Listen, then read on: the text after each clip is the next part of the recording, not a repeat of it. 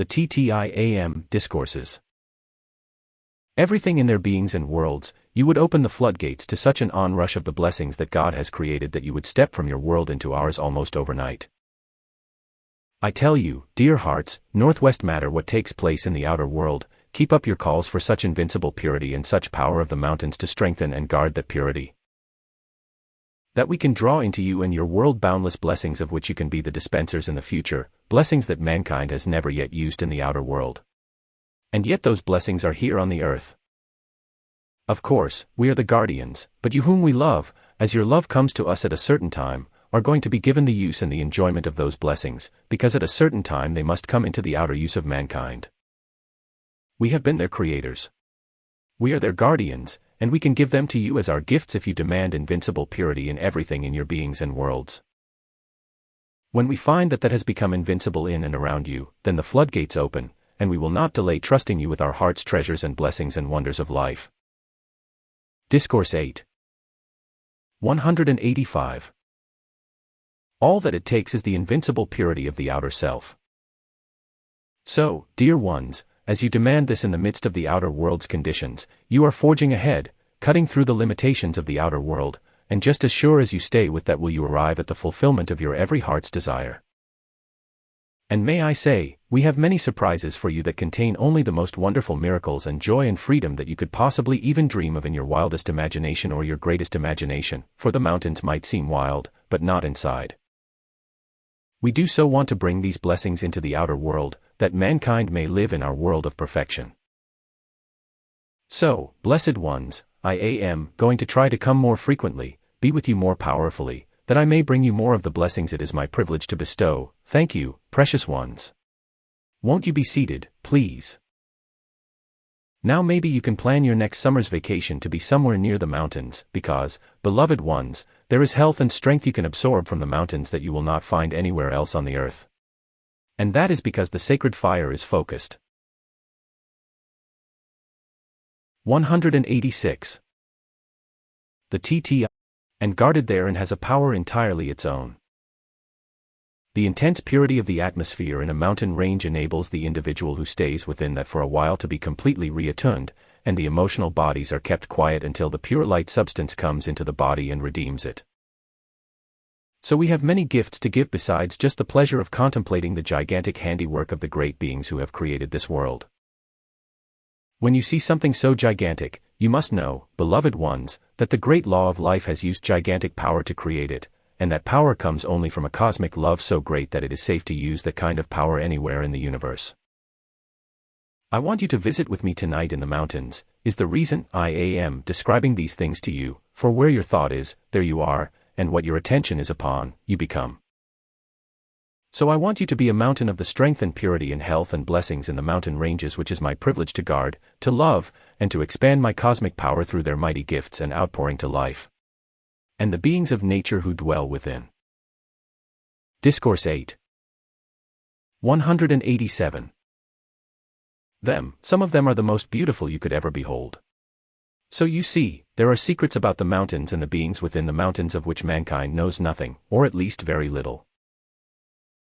So, blessed ones, I trust one may give you of my treasure house.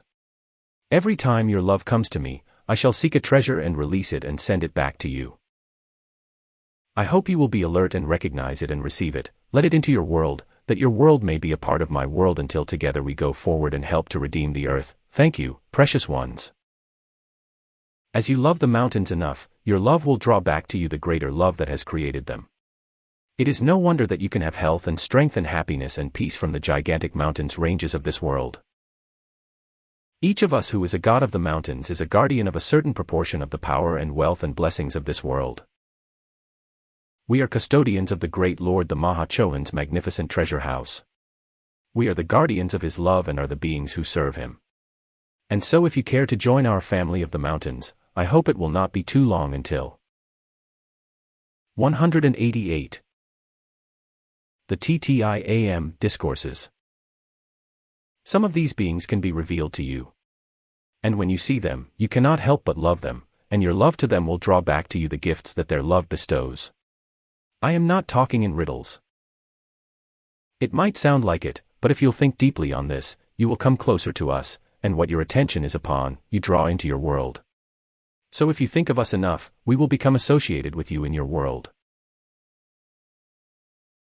If you think upon the blessings that are held within the mountain ranges, your love to them will draw them into your world and draw you into their world.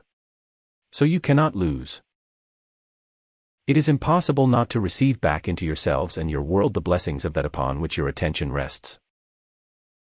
In the powers of the mountain ranges of the world there are ways and means of accomplishment that will delight you greatly and will always bring you ease and comfort and peace.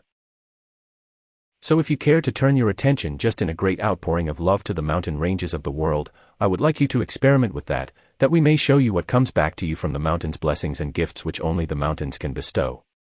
But your Discourse 8. 189. Love to those mountain ranges is required to open the door and let there flood back to you the gifts that God has provided for you there. FM still not talking in riddles. Just accept our love tonight and let us feel close to you, that we may bring into your world the joy, the beauty, the perfection, and the power that is in ours, for surely your world needs it and you need it. And it will lift you up and above the conditions of strain and struggle under which you have been in the past. So just think of us once in a while, just once in a while, and let us show you what we can send back to you as your thought comes to us. And if you care to bless the domain of the mountains which is ours, it can but bring you back its own blessings. I commend you to an experiment with the blessings that the mountain ranges hold in their hearts, and yet are willing to give to all who open the way through love to the mountains. Until the floodgates open and all the blessings that have been stored there surge now to serve you and bless you and lift you to their great freedom for eternity. I shall do everything that love can bestow to give back to you all the blessings of which. 190. The TTIAM Discourses. I am Custodian. May you feel them flood into your world until you behold the change that has come. And it has all been the result of the sacred fire focused in those mountain ranges to produce the things and the beauty and the perfection that brings you happiness and freedom and the fulfillment of the great divine plan. My love ever awaits an opportunity to pour to you and your world my boundless blessings, and there is music in the mountain ranges that I hope one day you will hear. Thank you with all my heart. Discourse 11. Beloved God of the Swiss Alps, December 6, 1956, Chicago, Illinois. Record CD 383. Beloved ones of the land of freedom, beloved ones of the heart of the world, beloved ones of the fiery heart of the beloved mighty I am presence, tonight in the outpouring which is coming forth from heights of perfection inconceivable to the human intellect, there is constantly approaching, constantly surging, constantly expanding one activity after another of the sacred fire whose presence must come into outer physical conditions and compel mankind to awaken from the shadows of their own creation, and to compel individuals to face the light of cosmic Christ control of all in this system of worlds. As the cosmic light passes through the entire system, as the sacred fire increases all. 191. 192. Activity of life within the system, I assure you, human creation must be forced to be annihilated. The onrushing sacred fire in cosmic action is compelling certain changes to be brought about in the structure of Earth itself and in the structure of the mental and feeling world of the masses of the people everywhere. So every time evil seems to be on the increase, the expansion of the sacred fire and cosmic light are on the increase also. And since they are an eternal action of the perfection of life, then the hour strikes when their increasing momentum swallows up that which has been of human darkness and that which has caused such distress to life. In the conditions of the outer world which are seeking to torture life again, certain things are converging to a bursting point. And if, with your calls and our release of the sacred fire, we can combine the concentration of the sacred fire rapidly enough in and around that which is constructive, much that was intended of frightful destruction not only will be prevented, but in certain channels it will be removed rapidly enough for the cosmic Christ to take control where before it seemed not to be handling situations at the present time. Discourse 8. 193. Know this always, whenever there is an effort to stand to God and call forth the God help to the masses of the people of the world, that call has to be answered regardless of all karmic accumulation. I bring you that reminder tonight, that you may understand that when distressing conditions reach a certain intensity, The very desire in the people to be free from those conditions forces the attention to be held upon the great God presence of life with determination to have God's help to release individuals from their own frightful creation. So when SOMETIMES the outer WORLD conditions appear to be so frightful from the outer standpoint, yet, from the inner activity of life, it is compelling the desire within individuals to reach up and desire God's help, and with fierce determination. Desire the release of that which masters the evil forces of this world. And when that reaches a certain momentum, I assure you, those forces will be compelled to be bound within their own cause until their evil annihilates itself by its own explosion. When you force destructive conditions back into their own center, the very intensity of the pressure causes the explosion that shatters. 194. The TTIAM discourses. And annihilates their evil, because it generates a certain electronic pressure of that electronic force which is the energy by which those destructive conditions act, and as that pressure is increased, it forces the consuming of the evil. While I know sometimes evil seems a long time consuming itself, yet, in the end, it has to fail and be consumed. So in your use of these various activities of the sacred fire when distressing conditions come to your attention in the outer world, try to always hold the picture of the cosmic focus of these activities of the sacred fire going forth instantly into the condition. And you hold the picture of the destructive conditions completely annihilated and a sun presence of the sacred fire take its place.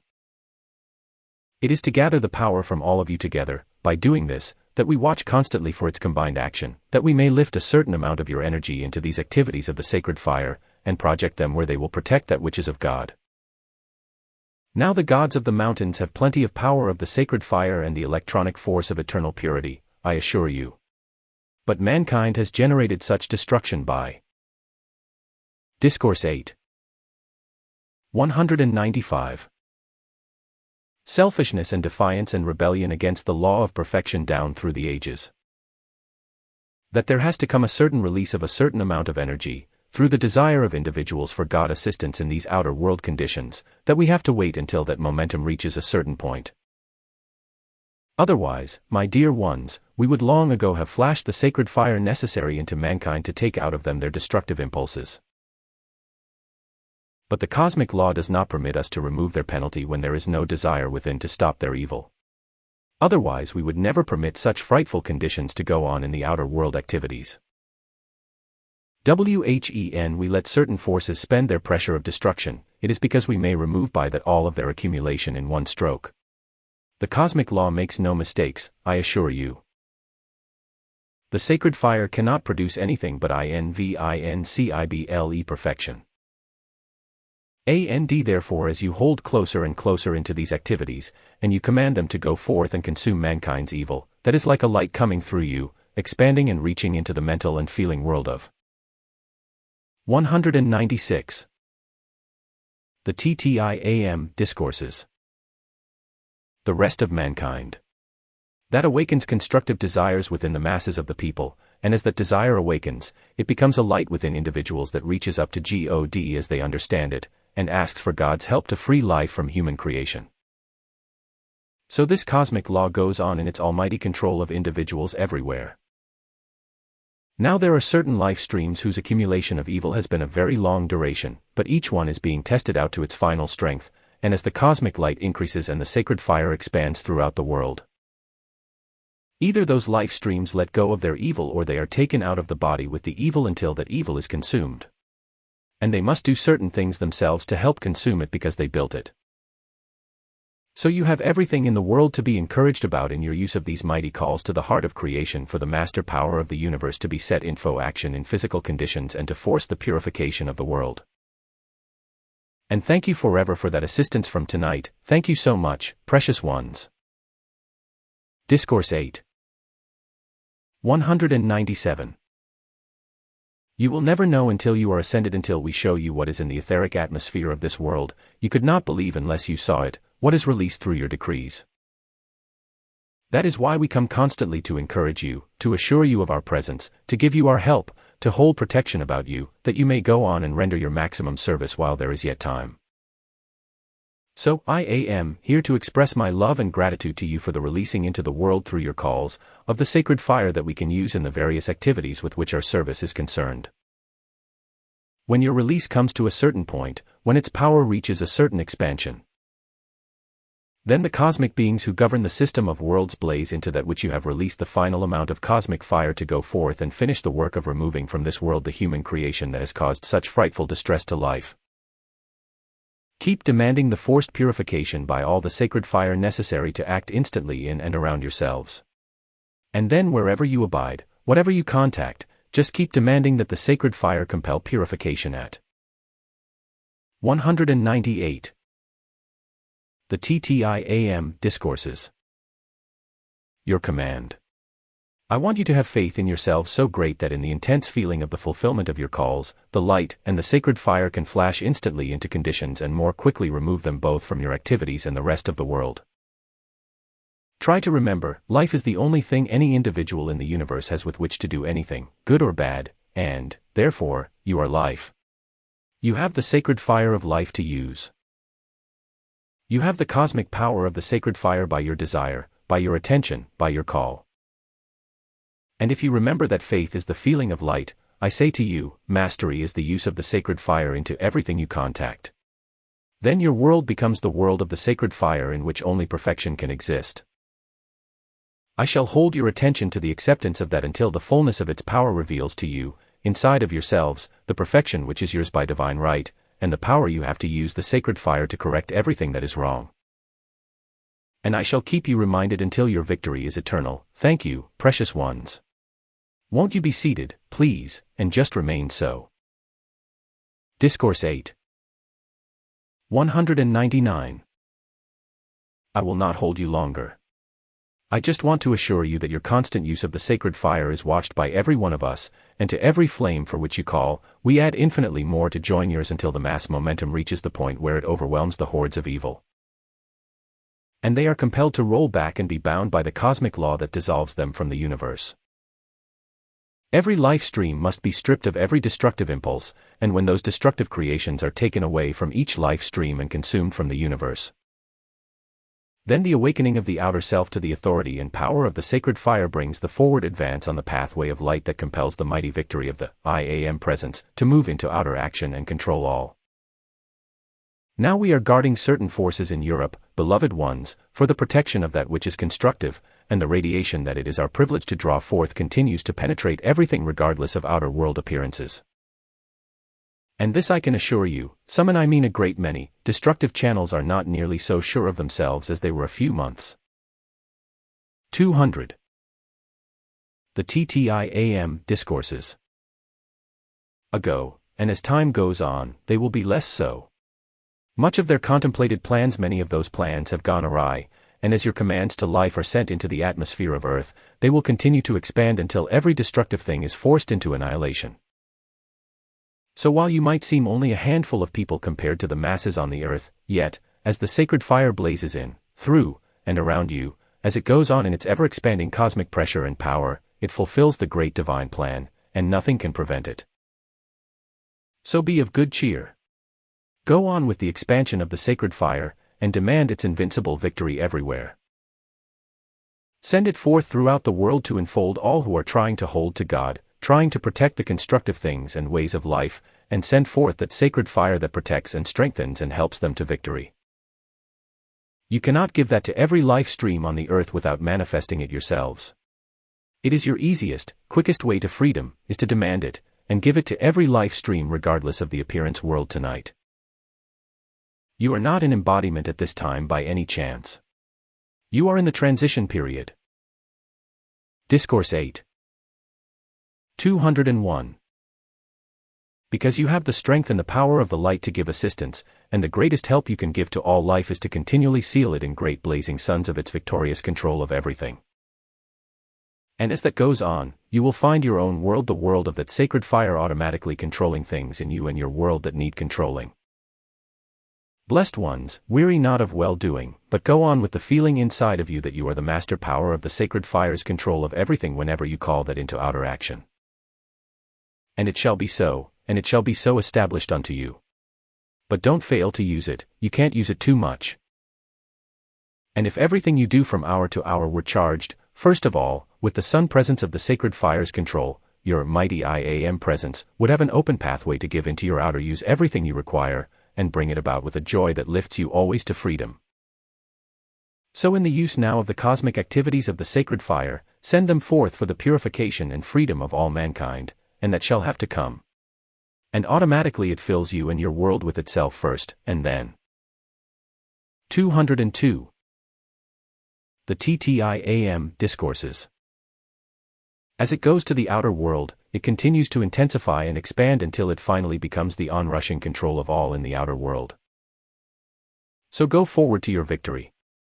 Live in the continual use of the master power of the sacred fire by which you master everything, and forbid anything in your world that is not the perfection of that sacred fire's almighty control everywhere you abide. And you will find limitless legions of ascended master friends always ready to assist you in the fulfillment of the great divine plan which releases all from distress as you move into action with its cosmic authority and power by conscious use. I enfold you in the blazing sun presence of the sacred fire of our love to the mountains of the world, that their enfolding strength and power and radiance may ever bless you with the boundless powers and continual use of that which God, the mighty IAM presence, has placed within the mountain ranges of the world to render this assistance for the freedom of all life.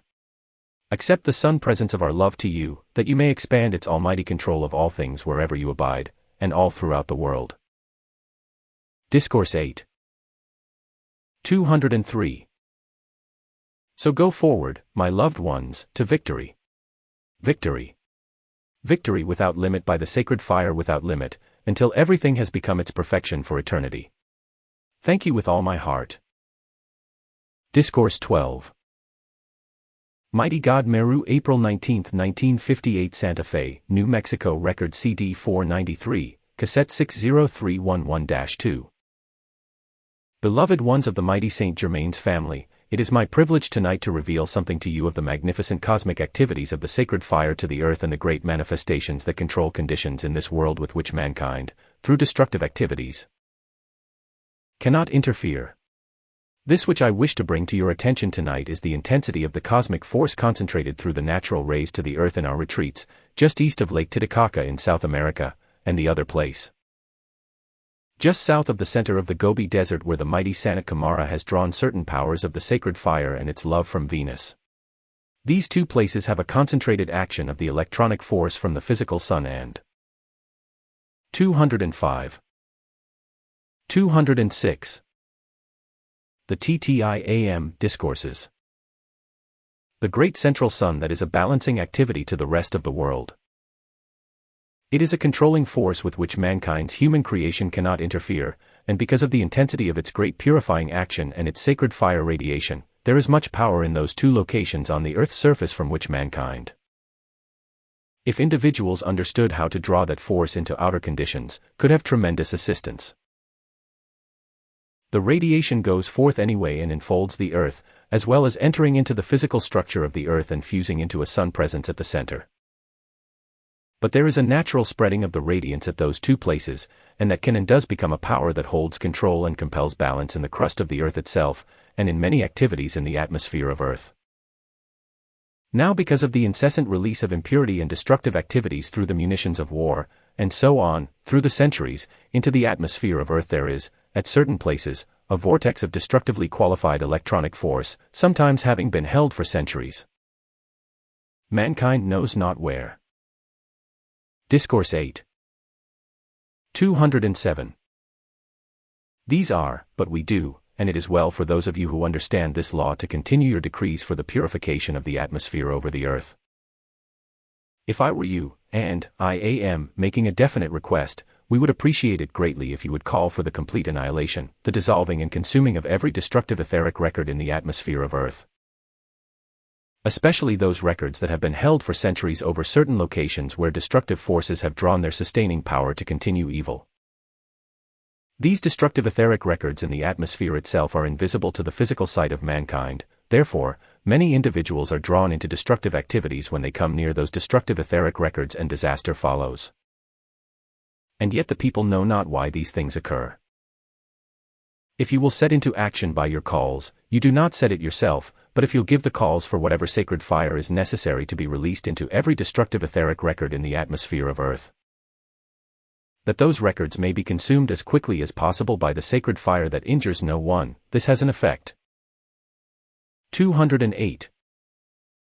The XIII Discourses on the pressure of the Earth's atmosphere. If you do make these calls, it will enable certain dispensations to be given by which the records where atomic and hydrogen bombs have been released and have established that destructive record in the atmosphere, those vortices of destruction can be consumed. Therefore, other forces passing through those areas will not be interfered with. We are hoping that you will get into action on this as soon as possible and give us the opportunity to consume certain etheric accumulation from many civilizations past. If we are able to do this within a certain length of time, you will see many manifestations that the world calls miracles which it will not understand, so far as mankind in general is concerned, but which will reveal its blessing. And mankind surely will be grateful. There are many sustaining streams of energy that feed the sinister force from these destructive etheric records of the past. We have called this to your attention to some degree concerning locations of the Earth itself, within the structure of Earth. But I'm speaking now of the upper atmosphere. I do not mean the octave of light. Discourse 8. 209. I mean just above the mountain ranges of the world. There are certain etheric records from the past that, if that energy is taken and purified by the sacred fire from the heart of the central sun, not only much destruction will be avoided, but that energy, purified and requalified for the freedom of the Earth, can be drawn into the protective activities of all that is constructive. You must realize, beloved ones, that with the constant destructive activities that have gone on in the atmosphere of Earth, there is a cause for them, and since the sinister force delights in distress, we are hoping for your cooperation in this respect to more quickly shut off a certain feeding of energy into the destructive forces of the psychic realm. And we must consume this within a certain length of time. Now the psychic stratum in the atmosphere of Earth, you must remember, is humanly qualified energy. It's energy that has come out of someone's mind and someone's feeling, in other words, the mental and feeling world of the mass of the people down through the centuries. This is the main feeding source of energy to the sinister force of the world, and where destructive activities have taken place in. 210. The XIII Discourses. The atmosphere of Earth in the centuries past, that vortex still remains there until the etheric record is consumed. Now since the destructive forces are determined to drive mankind insane and enslave and deprave the minds and bodies of the people, if you will help us to remove these conditions as quickly as possible, many of their plans will collapse. And the cosmic law is such as will remove many of them from the Earth until they are purified and will no longer create discord anywhere they abide in the universe. When the great law of life pours out the great blessing of the love of the sacred fire through those natural rays to the Earth for the sustaining of the plant life, the sustaining of the myriad blessings through the powers of nature, and the sustaining of conditions in which mankind function and can have great blessings, we, as the guardians of the mountains, must watch that the outpouring of the sacred fire through those two magnificent streams of life's energy must not be interfered with any longer by destructive forces. So there is nothing of danger can come to you through these calls, and it does comply with. Discourse 8. 211. The demand of the cosmic law for mankind's own free will to issue the call, or the command for whatever sacred fire's love is necessary to consume destructive etheric records in the atmosphere of Earth and compel the purification of the powers of nature. This will bring a blessing which you can scarcely understand tonight, and I want to show you its personal reaction to you. Because you are willing to use your life to make this call for the purification of the atmosphere of Earth, since the atmosphere of Earth is controlled by the mighty Aries, the activities within that atmosphere are also within you. You're constantly breathing in the activities of the atmosphere of Earth, and as you call for the purification of the whole, there automatically comes the purification of that same element within yourselves. This will bring you a blessing beyond any words to describe, and you, in turn, will feel the release of a certain pressure under which you have been living, not aware of what you would feel like if that pressure were removed. When the love of the sacred fire surges into the atmosphere of Earth, it is not only the purifying activity that takes place, it becomes a life-giving power to the people and the powers. 212. The XIII Discourses of Nature. And that is what we mean sometimes when we refer to the atmosphere as the great fire breath of God. It is the great fire breath from the physical sun and the great central sun in which the magnificent blessings and manifestations of eternal purity are placed for the use of mankind. Therefore, the mighty Aries is very much concerned with this, as am I. Since I am the guardian of one of the portions of the earth where the natural rays enter into the structure in and through our retreat, it is my privilege to offer you this opportunity through which blessings without limit will come to you all. And I hope with all my heart you may do it as soon as possible. Thank you so much, precious ones. This will bring very much greater safety to your air transportation. It will make many things possible for us to do for you all, as well as for all mankind, in the greater blessings that we can bestow, because they will be protected, and their constructive activity go forth and become a permanent part of the incoming civilization. This is a clearing away of conditions that have preyed upon mankind for centuries. Discourse 8. 213. Be not concerned about anything except to go on and give the decrees, and the cosmic law itself will reward you beyond anything you can understand tonight. Not that I am asking you to do it for a reward, but it is a service that you can render and the rest of mankind cannot. The rest of the people do not understand what is in the atmosphere of earth or how to rid the atmosphere of that which is destructive, but you understand. We can explain this need to you. We can show you what is required, and in your willingness to use your own authority of life to call the cosmic law into action for the purification of the atmosphere, your own atmosphere, my dear ones, will be greatly purified. We are hoping to prevent certain things over the nation. This will have another very powerful blessing.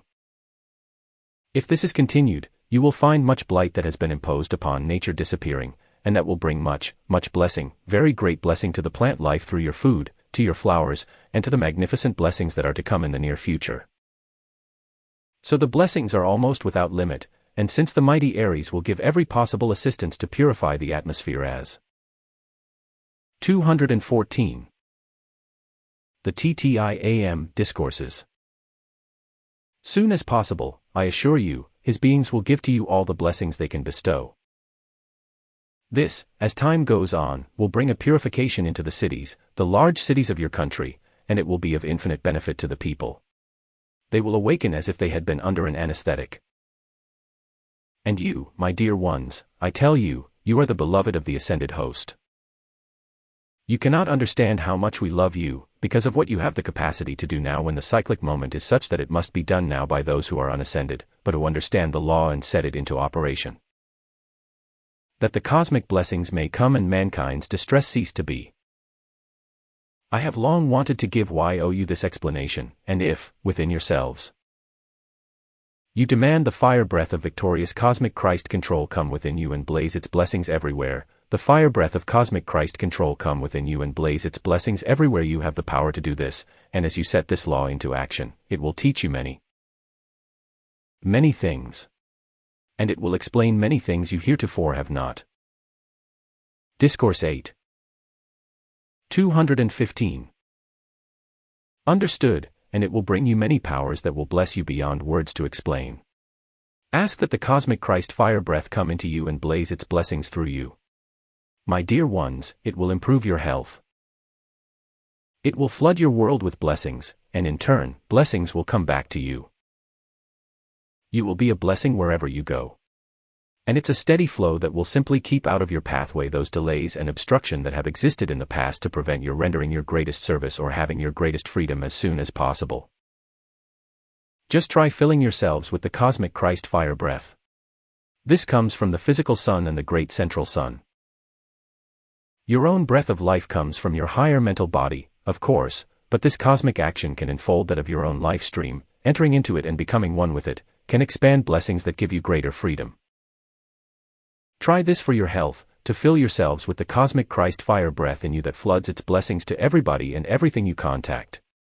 Don't be concerned whether people are worthy of it or not. Go on and be the sun presence. 216. The XIII Discourses. And flood forth these blessings like the sun gives light to the earth, and you will know what it means to dwell within the heart of the sacred fire love to life.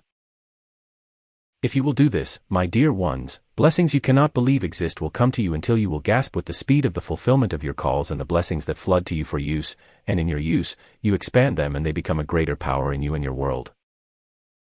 This is one of the tremendous privileges which you have as IAM students, to draw forth these marvelous activities of life, impersonal, to bless life everywhere. And when you're willing to bless all life, all that lives will flood its blessings back to you. My dear ones, I could talk for eternity about what is in the atmosphere of your world. You may call it an electrical force field. You may call it the sacred fire. You may call it anything you like, but there are magnificent manifestations of the great cosmic Christ activities from the physical sun and the great central sun that are ever expanding their blessings to life. And since the mighty Aries really represents inspiration to the mind, as you begin to fill yourselves with the cosmic Christ fire breath within yourselves, of Discourse 8. 217. Cosmic illumination, you will see and know the reason for many things that have puzzled you in the past. But now they will be made clear, and in that greater comprehension will come to you the use of the powers of that fire breath. So go forward and try me out. I'm willing to be tested. Thank you so much, precious ones. You're being trained, but don't know it, for many things that will surprise you greatly and delight you forever. You have asked for freedom. You belong to the family of the mighty Saint Germain, therefore, you are the freedom of his violet consuming flame, so you must begin to experiment with your greater freedom. And you do this by your conscious use of this sacred fire's purifying love and its fire breath of boundless blessings to all that lives. Great purity will come as you call this into outer action, and I'm quite sure you will see results in the not too far distant future. I want you to do this so you may have the answers to your calls that will lift you beyond words to explain into the feeling of your own mastery and the privilege that is yours to use these greater blessings and powers of the universe to bless all life. And you, of your own free will, if you will. 218. The TTIAM Discourses. Give this service, automatically make yourselves an open door through which we may pour ever greater blessings into and through you, that, in turn, they may flow forth and correct conditions in the outer world.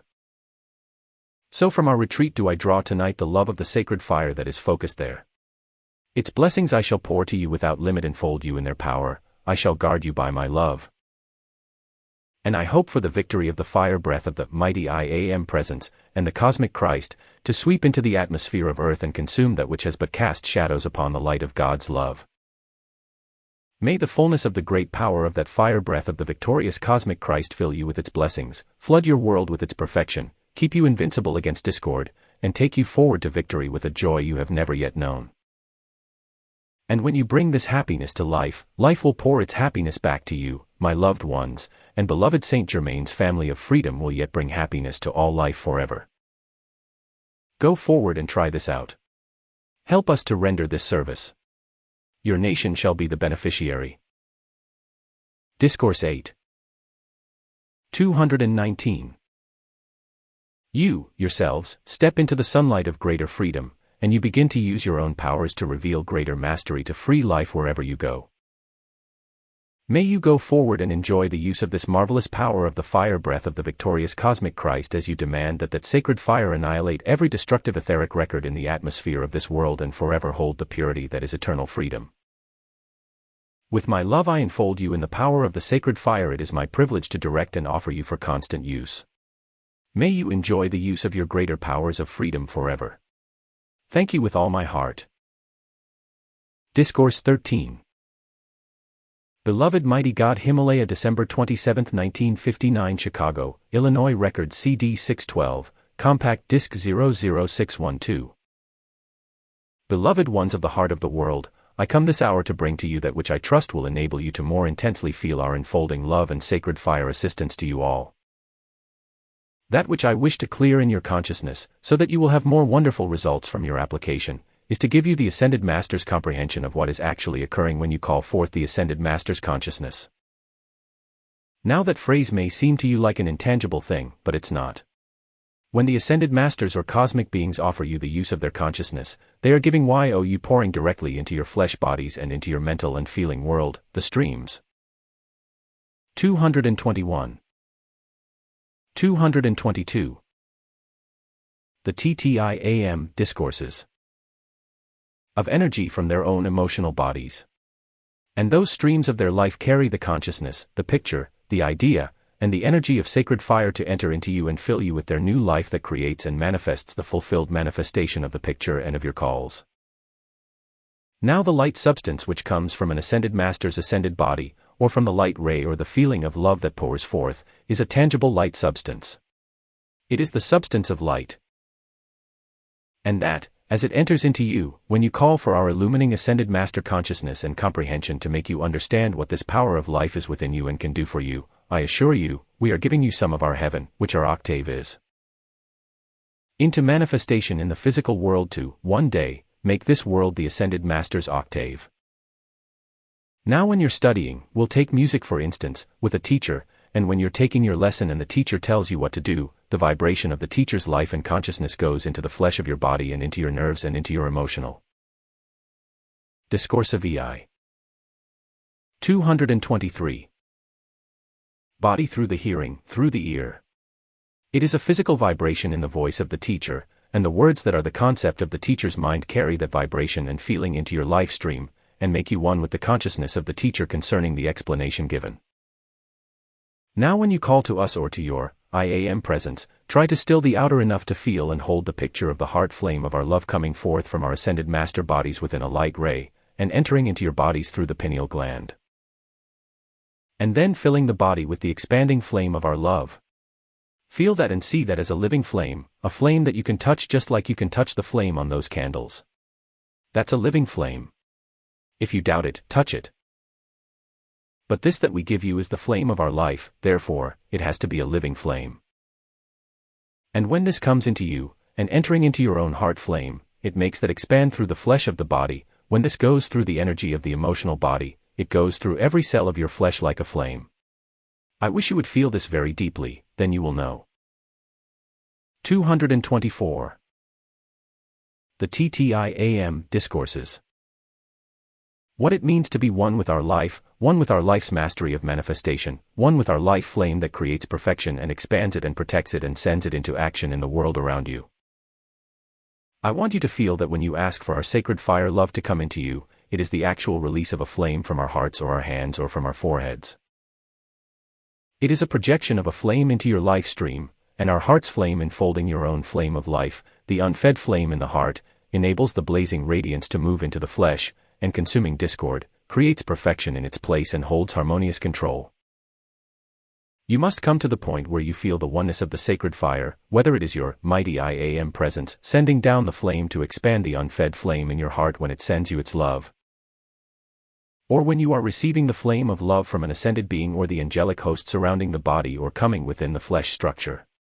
Try to feel that every time you call forth an action of the sacred fire, we release it, and it enters into your life stream and becomes one with. Discourse of VIII. 225. You forever.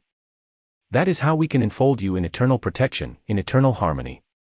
We can enfold you in the sacred fire powers by which you can do the things that we do, at least a large proportion, even before your ascension. Now we do a similar thing to the structure of earth itself. When there are conditions that need purifying or correcting or expanding, we call forth, by conscious command, a flame into the structure of earth, commanding it to produce whatever is needed there. I wish you to understand the ability of an ascended being or a cosmic being or the angelic host to manifest a flame instantly by conscious desire to release that sacred fire love into manifestation, into action, to produce perfection or to consume imperfection. It is to make you feel the reality of these activities of the sacred fire that enable THEM as you feel that reality, you, your life, enables us to fill you and your world with the sacred fire perfection of our octave. And thus build permanently our ascended master's mastery and perfection in and around you for more victorious accomplishment in the physical world and physical action. 226. The XIII discourses. This is how we bring forth the greater and greater perfection of any civilization. Since the Himalayan range is one of the most magnificently powerful on earth, transcendent, magnificent activities of the sacred fire of our love have taken place there for centuries, and mankind knows not how many. And when we correct conditions in the structure of the earth, when we hold destructive forces in leash, so to speak, we send forth this sacred fire. And it is just as much a tangible flame as your physical fire is a tangible flame in the substance of this world. Now we come to the place where I want you to feel that when you call for our love, it is more than just a wave of vibration. It is the flame of our life which we create and send to you. It is substance from our ascended Master Octave, and it is the energy of our own life. And that is new life to you because it is the energy of perfection eternal, and which, of course, you then never can requalify. In other words, when we give you our love, we draw into your life steam an eternal part of ourselves. We give you our life. We give our life into your life by that sacred fire love that is all perfection for eternity. Discourse of VIII. 227. I want you to feel the reality of this, the power of it, and your opportunity to use it and feel with every fiber of your being its reality, its tangibility, and its almighty control of everything in manifestation. Because the sacred fire which we direct from the Ascended Master's octave is master over everything in manifestation in this world. It is the power by which we can transmute anything into greater perfection. So try to feel when we offer you our love that it's more than just an intangible thing, or that it's just a thought, or that it's just a wave of feeling. It is an actual flame, and it is tangible substance from our Ascended Master bodies. And that is how you may feel as close to us as you desire. You may have as much of our perfection as you care to call into yourselves, or as you take the time to still the outer until you let our sacred fire come into you and you feel it become a part of your life. Now when we pour forth our sacred fire in blessing to the powers of nature, as we send forth that sacred fire and it passes through the plant life, it consumes all blight. It consumes imperfection. It consumes all substance that is not pure and manifesting the divine design of. 228.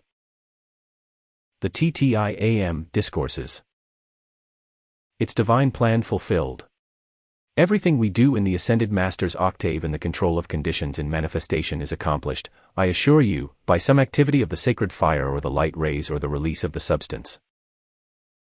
Now since discordantly qualified substance fills so much of your great cities, especially here in the West, yet, if enough people understood this law and would make the call for the atmosphere of your city to become the heart flame of the Ascended Masters and cosmic beings and the angelic host, if you would ask the atmosphere to become or be made the heart flames of our love, that, too, could come into being.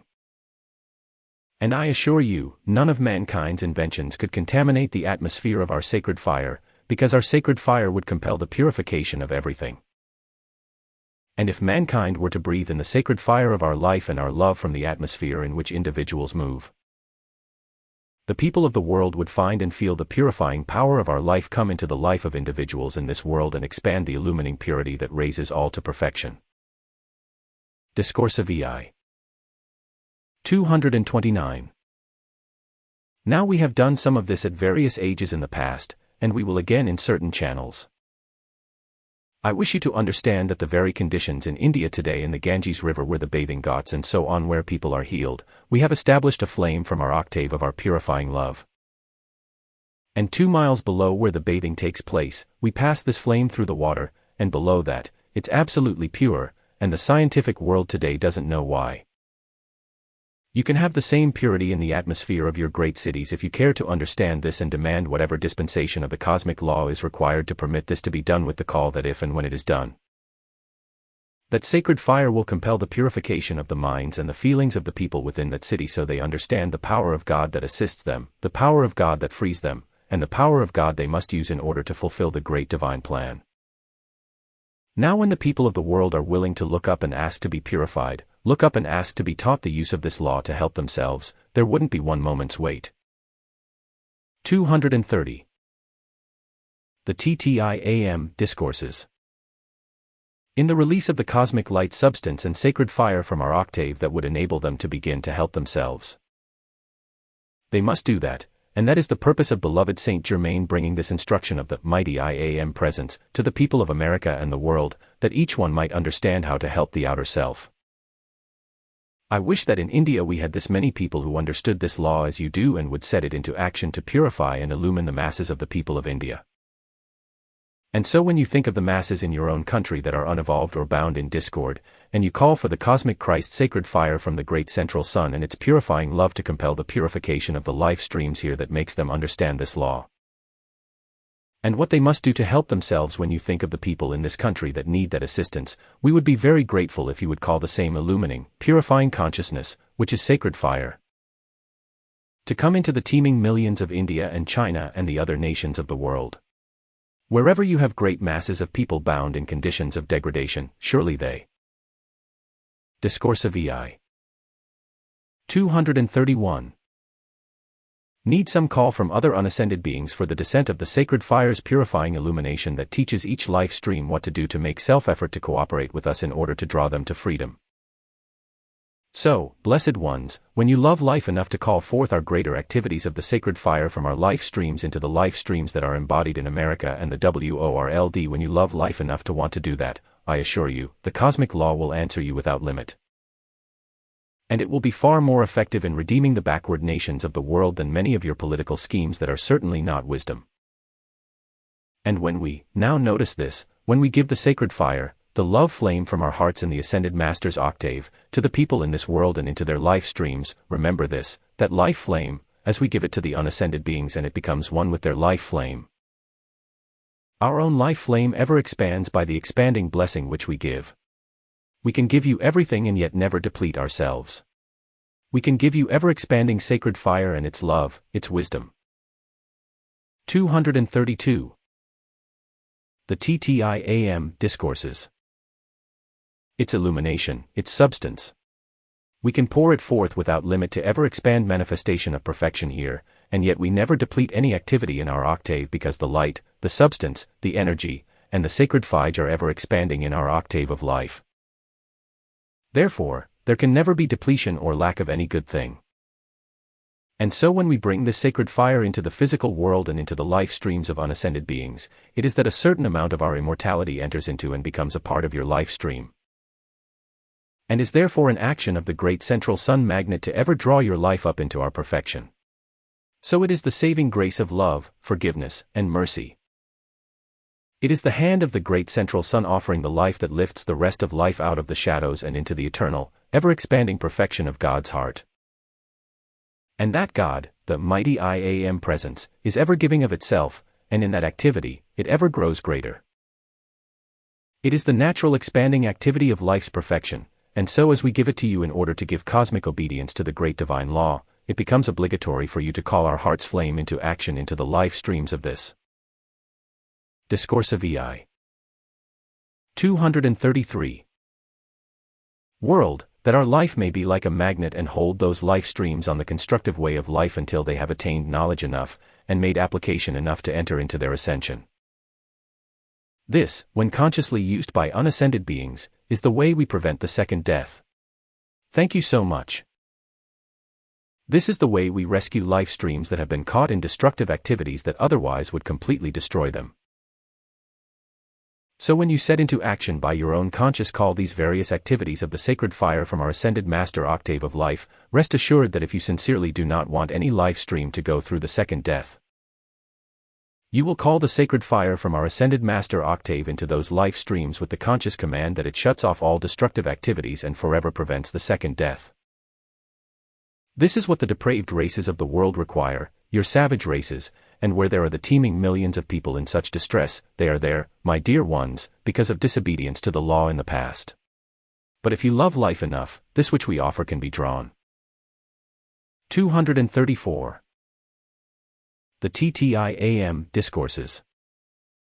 Into those life streams with the command, this is what the beloved God Meru gave you, that evil in those life streams shall not succeed, and must now cease to be, because you have demanded the sacred fire purifying love and authority from our ascended master octave to enter into those life streams, and be the authority to put an end to any more use of life for destructive activities.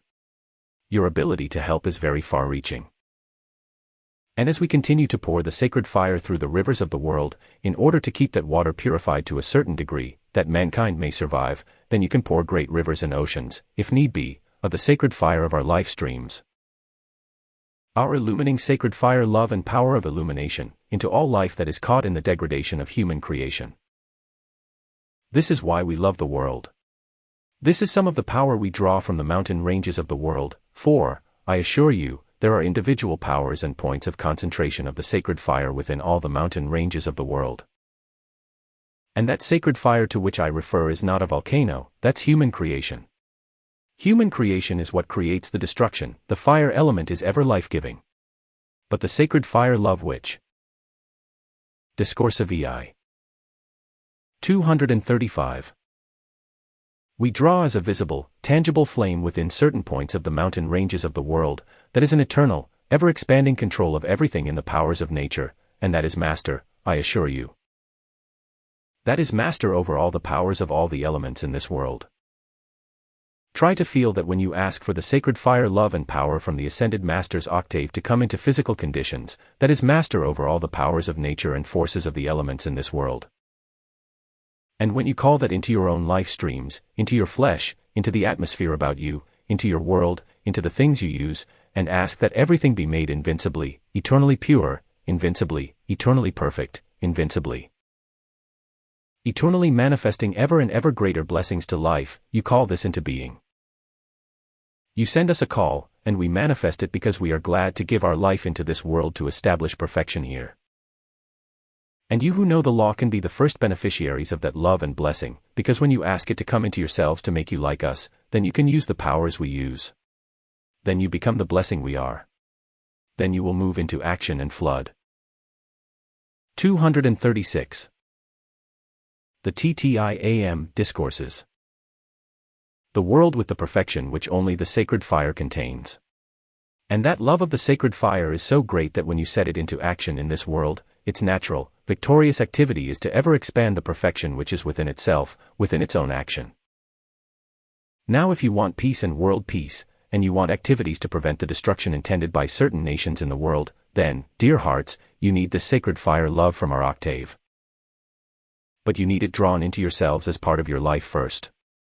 Then as you draw it into the life of the atmosphere about you, it shuts off destructive activities and controls them until they can be consumed. So you're not without help. You're not without friends. You're not without the use of the great scepter of power of life, the sacred fire love of the universe. And in the conditions that the sinister force is trying to impose upon India today, there is again the opportunity to draw into the masses of the people who do not yet know how to sustain themselves or protect themselves. You can draw forth those activities of the sacred fire that keep the hordes of evil repelled until they, too, are purified and turn to the constructive way of life. Discourse of VIII. 237. Great is the power of the cosmic law, and this condition which needs to be handled in outer world affairs, must be called into physical conditions to release forces and powers from the ascended master's octave that the sinister force does not know how to use and does not even believe exists. You make your calls, and with all the power of your hearts, demand with a love that is eternal that every part of life be compelled to be purified and charged with cosmic illumination that forever keeps it constructive, and fulfills the divine plan unto the ascension. Now this is an assistance you may give to your loved ones who have made the change and passed out of the physical body. In the octave of light where they abide, if they be constructive, you can send to them, there, the ascended masters illumining sacred fire love and comprehending consciousness that will be a strength in their life streams until, when they come back into embodiment, they gain their understanding and make effort to their ascension quickly. You can help your loved ones. You can help all who pass out of the body even under sometimes very vicious conditions. This sacred fire from the 238. The XIII Discourses. Ascended Masters' great temples of the sacred fire and from our own ascended bodies can go forth as easily into these conditions as you can raise your hand and use the energy through it to do what you want to in the physical service of life. So, blessed ones, be ever encouraged. Call the consciousness of the cosmic beings who control the mountain ranges of the world to blaze their sacred fire love into the masses of the people everywhere. And be the raising activity that shuts off destructive impulses and allows the natural condition within life to expand its light and its constructive activity to fulfill the divine plan unto the victory of the ascension for all. When you think of the conditions in the various nations of the world, especially government conditions, you can, whenever you see anything wrong, demand all the sacred fire from the ascended master's octave that is required to prevent that evil being imposed upon life any longer for any reason.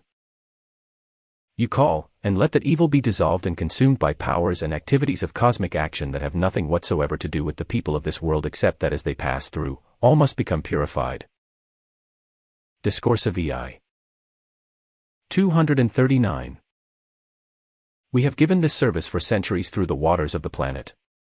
How think you would the water sustain the life of mankind upon the earth if all the discord and impurity of the past had not been consumed? What do you think it is that keeps great bodies of water pure, that mankind may use them and survive, this purifying activity of the sacred fire we have given for eons of time through the powers of nature? And now if you will do this and make this call, you become our helpers. And who of you can tell me what blessings I can give you as well as the other gods of the mountains from the mountain ranges of the world that will delight your hearts and lift you to happiness and perfection you never expected to enjoy? Thank you so much, precious ones. Now let me help you, as you stand a moment, in one more thing. Sometimes when you have made mistakes and you begin to think about them and it throws you back into a sense of depression, well, don't do that. When you are conscious of remembering mistakes, turn back to your beloved IAM presence, and to us, and ask for all the Ascended Master's sacred fire too. 240. The TTIAM Discourses. Come in and to forever dissolve and consume mistakes, prevent mistakes, and close the door of eternity against everything that was a mistake in your life stream and then in your fellow man then everywhere throughout the world. And do the same with your problems and your struggle. Ask the sacred fire to come into those conditions and compel the purification that forever prevents any more manifestation of mistakes or problems or struggle in your beings and worlds. Ask this to come into action. Call it forth from your beloved IAM presence, always first, and then to us, and our sacred fire, I assure you, can pass through things in your beings and worlds that will relieve you from distress of many, many years and, sometimes, lifetimes. So, blessed ones, accept our love, forgiveness, and mercy. We don't care how many mistakes you've made. We're not even much interested in your present problems. We want to replace them all by our sacred fire love that ever expands perfection, makes you happy, gives you the power to perfect the universe wherever you go. And freedom and peace are yours to give to life without limit for eternity, and that will be when. Discourse of VIII. 241. You call this sacred fire into yourselves and into your affairs and into your world, it will be like a breath of fresh air from the mountains coming into your city and producing the purity that you all enjoy. So we are ready to help you enter into this if you will use it as I've said today, and with it will come tremendous illumination to the mind. You will understand more readily the Ascended Master's problems, if you call them so. At least our activities, they are not problems to us, but you will understand our activities of life to help the rest of life unto greater perfection. And then peace is yours for eternity. Come. Be our legions of Ascended Master sacred fire to the earth, and let it flood and flood and flood and do its perfect work for eternity, and you, yourselves, live in our world of that sacred fire love that always is peace to life for eternity. Thank you with all my heart, and won't you be seated, please? Discourse 14. Beloved God Tabor, May 16, 1961, Denver, Colorado. Record CD 726A. Beloved of my heart, I welcome you into my domain of my heart's love to life, my realm of victory, my realm of power, my realm of perfection. One day when the turmoil of the outer world has been consumed and the light of eternity floods the nation and the earth to make itself luminous, you, the people of the light, you, the blessed ones of the light, you, the carriers of the light, will I welcome into my domain and reveal to you what the magnificent hand of the mighty IAM presence and the ascended host has created in outer manifestation, and held secure and invincible through many, many cycles of time. Guarding the handiwork that beautifies the universe with the magnificent perfection of its great creative activity. One day I shall take. 243. 244. The TTIAM Discourses. You into my domain and let you behold what the beauty of the Ascended Master's octave means to the people of earth, and that one day shall fill this world with that beauty also. In rendering the service tonight which we want to give to you and through you, wherever you abide, I hope I may remind you frequently of the fact that the great law of creation, the great presence that has created this world and sustains it, has focused within the mountain ranges of the world great streams and concentration of the electronic force of life, so terrific in its concentration of the fire element that it takes the activity of the substance in the mountain ranges to be its protection. You did not know that there are certain eternal places in this world in the mountain ranges wherein the sacred fire has been established since the beginning of the planet. That's why the mountain ranges are inaccessible in a great proportion of the mountain ranges of the world. They are inaccessible to the mass of mankind because they are the guarding power, and they are the location of the concentration of the sacred fire element into the substance and structure of the earth. Discourse 8. 245.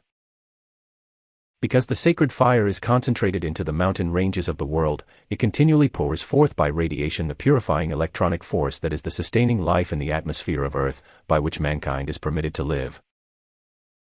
The atmosphere of Earth is supplied by the electronic force and certain powers and qualities from within the mountain ranges of the world, and that is because in the mountain ranges are these manifestations of the sacred fire of terrific power mankind cannot approach. Power mankind cannot control, power mankind cannot use except by our permission. So, beloved ones, since this is a matter of long ages, of the concentration of the life from the great central sun into this world to produce here the conditions in which mankind can embody and gain the experience and use the powers of life to attain the ascension now, these blessings are placed here by the great cosmic law. And the cosmic law is embodied in the great cosmic beings who supply the life to the physical sun and the planets of the system. Therefore the life that has created and sustains the planets of the system or the sun, that greater life from the great central sun is under the 246. The XIII Discourses. Conscious direction of the intelligent beings who know the destiny of mankind, who know the destiny of the planet, who know the destiny of the system, all of which is the ever-expanding perfection of the sacred fire in outer action that produces beauty, action, manifestation, and blessing to life. Because it gives all life greater opportunity to expand greater perfection. Therefore, we are the authority and will be for many eons of time to come, of the life that flows through the mountain ranges of the world. This greater life which is drawn by cosmic beings into manifestation here would open its heart and give to those who are one with it, its secrets, its powers, its manifestations, its blessing, and the strength of its action. So to those who qualify, we are ready to be their partners. Those who love the mountains and will understand the reality of our existence will learn much by association with us. And then we can teach those who are one with us why the sacred fire is focused within the various. Discourse 8. 247. Mountain ranges of the world, why and how the individual can receive of the special action of that sacred fire which ever lifts the individual into greater and greater power and manifests through the individual greater perfection.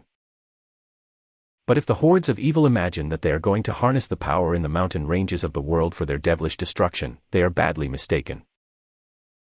We are still the authority, and we will remain the authority over all mankind and all mankind's evil.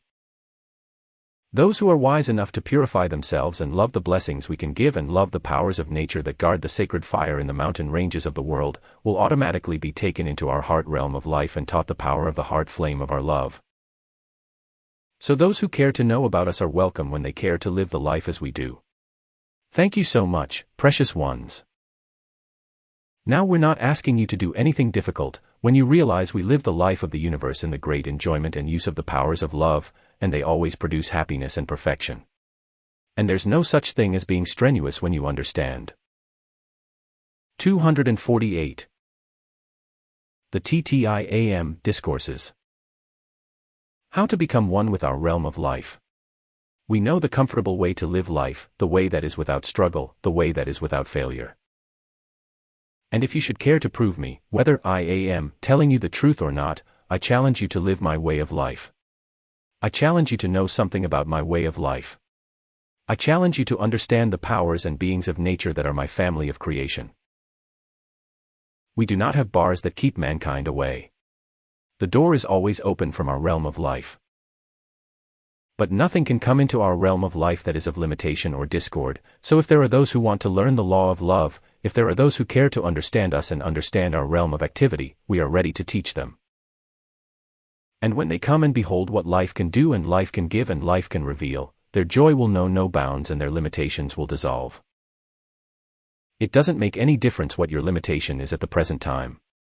If you are ever going to dissolve it and consume it and be free from it, you are going to have to use the love of the sacred fire, which the blessed violet. Discourse 8. 249. Consuming flame is, and which the unfed flame is, and which the sevenfold flame of the seven mighty Elohim becomes to life. It doesn't make any difference what limitations are binding the people of this world. They cannot be dissolved and consumed, and they cannot be removed except by the command of the sacred fire. And that is what your beloved IAM presence is. That is why its authority has been in existence forever and will be in existence forever. That's why the great command went forth in the beginning of the formation of this planet. And the first command was, "Let there be light," and then the world manifested. And so it is today. If there be limitations in yourselves or your world, with all the power of your love, all of your being, turn to your beloved IAM presence, and with every atom of your being. Ask it to fill you with its purifying violet flame love and release you from the limitations from which you wish to be free.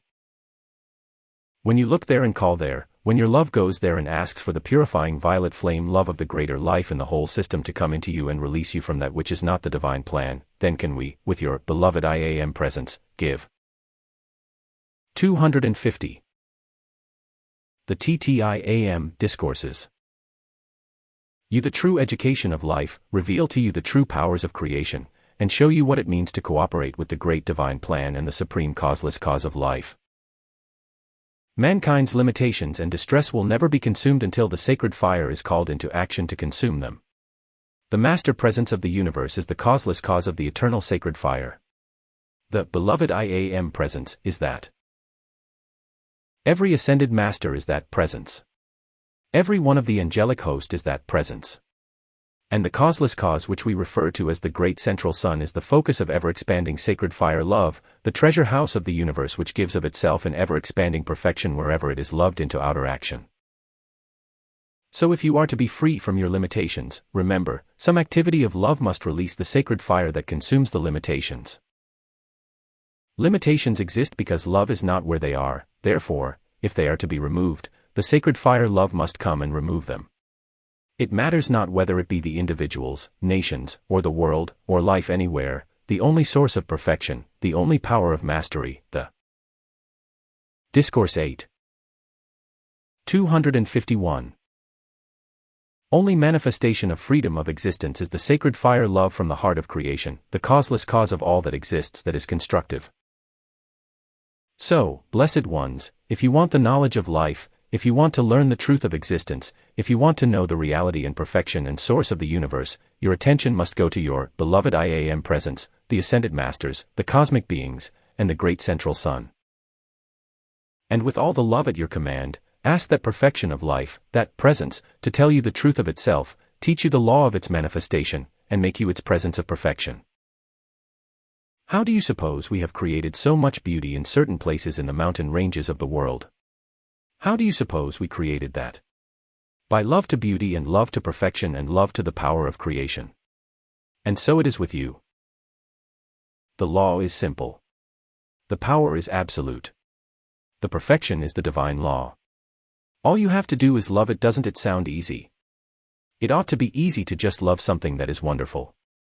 It certainly is not difficult to love the magnificent perfection of the infinite universe. 252. The TTIAM Discourses. Around you.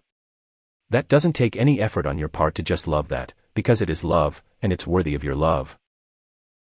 The power in the mountain ranges that can flow to you as free as the air you breathe is the gift of love, free as the birds of the air, and all you have to do is to love it enough to let it flow. Think you not that the sacred fire love is the master control of the universe and its manifestations? Now I love the mountain ranges of the world, as does every other god of the mountains. And I love my domain, and I am the guarding presence of it. But there is nothing I will refuse if someone else loves my domain like I do. Why would I not share it? You are welcome when you love it as I do. Thank you so much, precious ones. Won't you be seated, please? Just remain so. Now let me explain to you something of how the great electronic force of life is supplied to the planet through the mountain ranges of the world.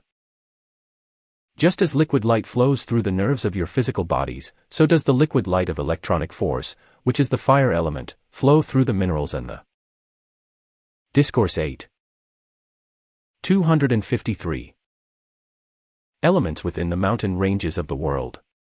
But beside that, at various places throughout the earth there is focused an individual flame that sustains for centuries the balancing action and flow of life through those minerals and metals within the mountain ranges that ever give off their precious qualities and precious radiation of wonderful perfection to the life of the beings who embody in this world. They are the treasure house of life in more ways than one. They contain, of course, the substance that the outer world qualifies as wealth, metals and minerals and so on, but they contain another activity of wealth far beyond the substance that mankind uses. And that greater wealth is the flow of electronic force and the focus of the individual flames that abide in certain locations and that hold the balance of the structure of the earth, as pillars in a building hold the structure of the building in place. We are the guardians of the sacred fire that holds the earth in balanced action to expand the perfection that one day makes it a sun in space, and that sun is the light of our love that we expand through the ages until the substance of earth itself becomes that sacred fire purity and 254. The XIII Discourses. Love that manifests eternal perfection. Therefore, you are welcome to come into our realm of sacred fire love, and if you come and still the outer and simply pour your love to the life in the mountain ranges, I assure you, the life of our love must flow back to you and carry to you the qualities and the blessings in the mountain ranges that don't exist anywhere else on earth except in the mountain ranges. That's why there are mountains.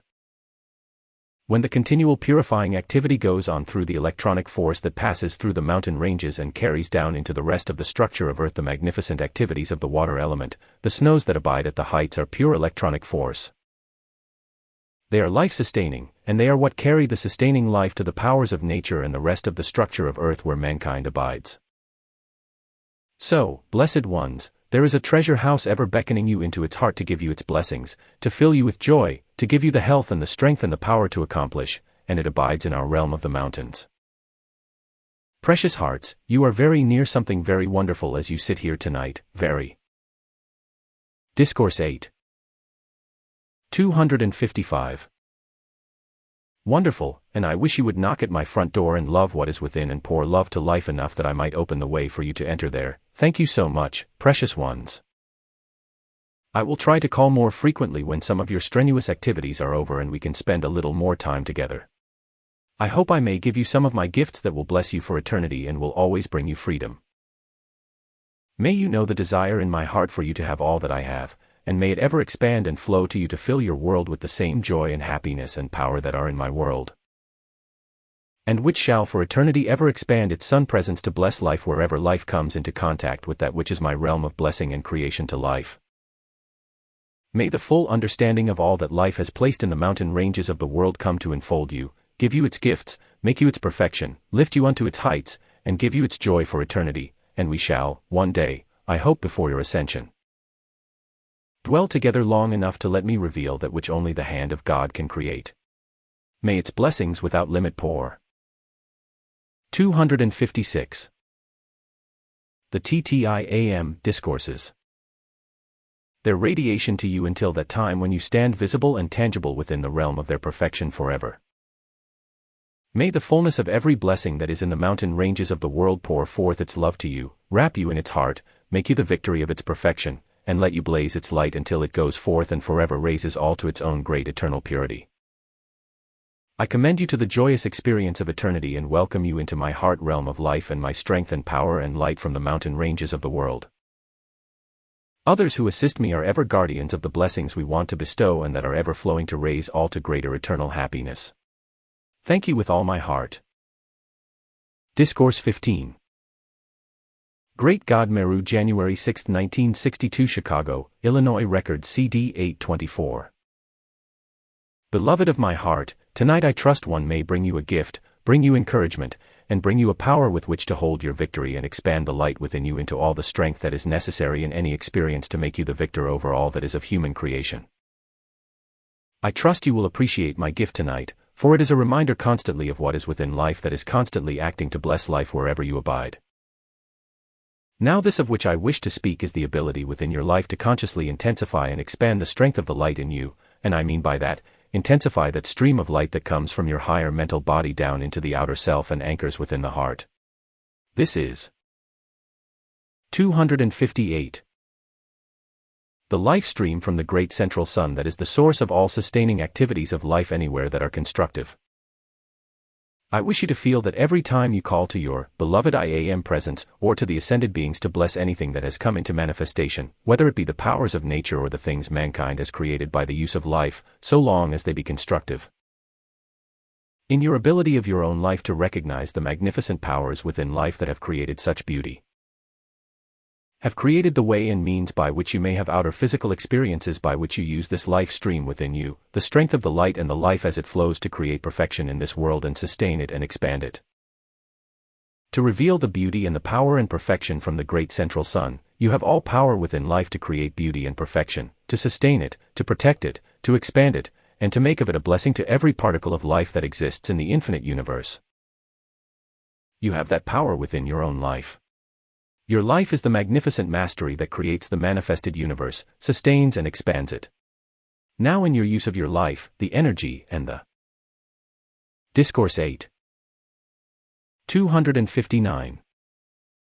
Things of this world, the substance, whenever you will allow the outer self to be appreciative, to be grateful, to recognize the beauty, to realize what amount of action life has concentrated into the manufacture of anything that is of beauty or use or perfection or blessing to life, every time you bless life and recognize how life has blessed you, you allow the stream of your own life, the strength of the life in you, to intensify, expand, and release more of its luminosity into outer physical conditions wherever you abide.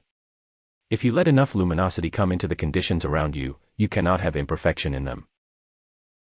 And there is no easier way to let your own strength of the light expand in you, and then through you, and pour it into all outer world conditions around you, than to bless and bless and bless every particle of life.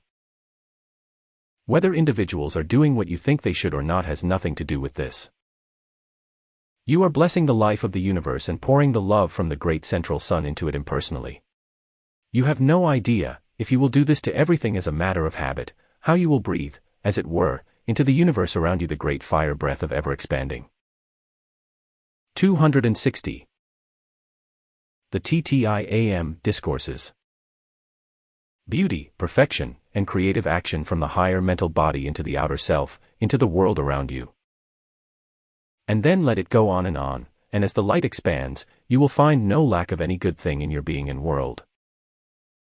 If you will bless everything you contact with all the blessings of the life in the great central sun, and understand that you can command the great central sun's cosmic sacred fire love to just bless and bless and bless all substance you contact, all the energy you use, all the things you observe, and all the things that bless you, if you knew what you could create in your own beings and worlds in a very short time, anywhere from 6 months to a year, and maybe within 30 days, could you see what would come back to you by that continual blessing? There isn't a thing on this earth that could persuade you not to do it, no matter what any human being does. This messenger has had occasion to watch a very dear, lovely elderly lady, all alone, just love everything in her garden, in her home, in everything she does. She just lives every second of the day just calling the blessings of the mighty I Am presence, and the ascended host. Discourse 8. 261. Into everything just as naturally as breathing, and she has had some of the most amazing miracles in the last 6 months you could ever dream of.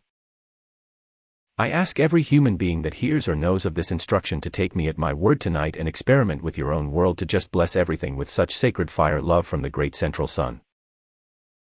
That you let the master powers of your higher mental body come into the outer self and be the strength of the light in you to do greater and greater things that ever bless the universe around you. And because you are pouring into outer world conditions more of that sacred fire love, it always creates a raising activity that raises the rest of the world into greater beauty, perfection, and harmony. And, automatically, you must raise with that. Because that is your life that you have called forth by conscious command to bless the universe around you. So when you say to your beloved I Am presence, my beloved I Am presence, intensify and expand without limit your strength of the light in me to blaze blessings and miracles and marvels without limit into everything in 262. The XIII Discourses. My being and world, into all life that I contact, into the atmosphere about me, and send it forth as my world of the illumining presence and boundless strength of the light with the great central sun's love that has blessed me, that has placed me here, that sustains me, and gives me the power of itself to create and sustain in the world around me the same blessings it has given to me. You cannot have a greater blessing to yourself. You can't have a greater way to expand the strength of your own life stream in the outer self to make you more capable of doing more wonderful things in the world around you than to just keep calling this forth into outer world conditions. Since this world doesn't need anything but the sacred fire love from the great central sun, which the violet consuming flame is, the more you pour your love and blessing of the violet consuming flame's almighty perfection into everything, the more it acts within you, the stronger you become. The more luminous do you become, until the sun presence in the atmosphere about you reveals to us the obedience you have given, and the powers that you now have with which to do the magnificent service to. Discourse 8. 263. Life that enables you to move in outer world conditions, that sacred fire goes before you, consumes human opposition, human creation and problems, and all you do is to experience within your feeling all the time the love, the harmony, the joy from the higher mental body as it comes into you to bless and bless and bless the world around you. You cannot be unhappy nor uncomfortable nor limited if you will let your higher mental body, by this call, come in and pour forth through you its eternal blessings of the sacred fire love from the great central sun and make everything in the world around you a sun presence of its own realm of perfection. This is an action of the great central sun magnet that draws into you and into the atmosphere about you the perfection of the higher mental body and from the ascended master's octave. Then you become the custodian of the gifts from the presence and the gifts from our life, our realm of life, our octave of life, our activity of life. And the more you use them, the greater becomes the strength of the light in you to control all conditions around you. I just want you to live this magic way of life more than you know. Will. 264. The XIII Discourses. You do it. Thank you, precious ones. Won't you be seated, please, and just remain so. Beloved ones, if you will do this, you will live life as we do, for I assure you, we do not do anything but bless life. Whenever we see anything constructive or anyone making conscious effort to pour forth something that is constructive to some other part of life, we automatically enfold that individual in another flame of our love and stand the guard until it helps that life stream, helps the higher mental body strengthen the light within until it is able to send forth and create greater blessings of perfection by the use of its own strength of its own life. When you realize, beloved ones, that all activities of the sacred fire that we direct are all our life's love and blessings to every particle of life that is constructive so we can expand the light within it, that it may produce greater and greater perfection. We do not move through the world with a fighting attitude, we do not war with the destructive forces. We do not criticize and blame and condemn mankind for not being something different than it is. All we do is pour. Discourse 8. 265. Forth our life's love of the sacred fire's blessing to every part of life. And do you know what that will do? It builds around you a sun presence of such harmony and such ease and comfort and peace, it would automatically keep you healed. It would automatically keep supply coming into your hands and use. It would automatically help all life to cooperate with you to create greater perfection and fulfill the great divine plan. Now with all the blessings, magnificent things that have been created on this earth in the mountain ranges of the world, we bless that creation constantly with the sacred fire love of our own life streams. And from our great temples of the sacred fire we are ever pouring into that more of the sacred fire love to make it grow greater, that it may bring greater blessings to the world. I assure you, there is no greater joy in the universe than to watch that which is constructive expand and bless everything where it goes. That's what the sacred fire love does to life. Then when you are in the mountain ranges of the world, if you will take that statement, I breathe in the great fire breath of the love that has created the mountain ranges of the world. 266. The XIII Discourses. Breathe in the love that has anchored strength and energy and purity into the mountain ranges of the world. I breathe in the cosmic fire breath of the sacred fire's love from the great central sun that ever breathes through me greater perfection into manifestation. My dear ones, you can perfect yourselves. You can perfect the world around you. You can bless everything you contact, and constantly will the love from the great central sun magnet, drawing in and around you these greater blessings and pouring them to the rest of life. Will make you a sun presence that draws all life wherever you abide up and into the fulfillment of the divine plan. Thus you take out of the clutches of the hordes of evil the life, the substance, and the energy by which they sustain evil and expand it to the destruction of the God creation that has been placed here by love to help mankind rise into the ascended Master's octave. There's nothing will bless you any greater than to realize that this outer self should be educated and trained to call the beloved I Am presence and higher mental body's sacred fire love and strength of the light into the outer self. That sheds its radiance and keeps occupied blessing everything in the world. Discourse 8. 267. Around you. You would give the seven mighty Elohim a magnificent opening by which they could bring to bless you, and bring into outer existence their great creative activities that would bless all life and give all life a greater opportunity to become free and understand how to attain the ascension. Do you know what else this will do? This will make you forget to be selfish. This is the consuming of selfishness. This will consume doubt and fear. This will reveal what the heart of God, the mighty I Am presence, contains and wants to give you and wants you to manifest in the physical world to purify all and one day make this physical octave the perfection of the ascended Master's octave. Then you will have heaven manifest on earth, and it won't be monotonous, either.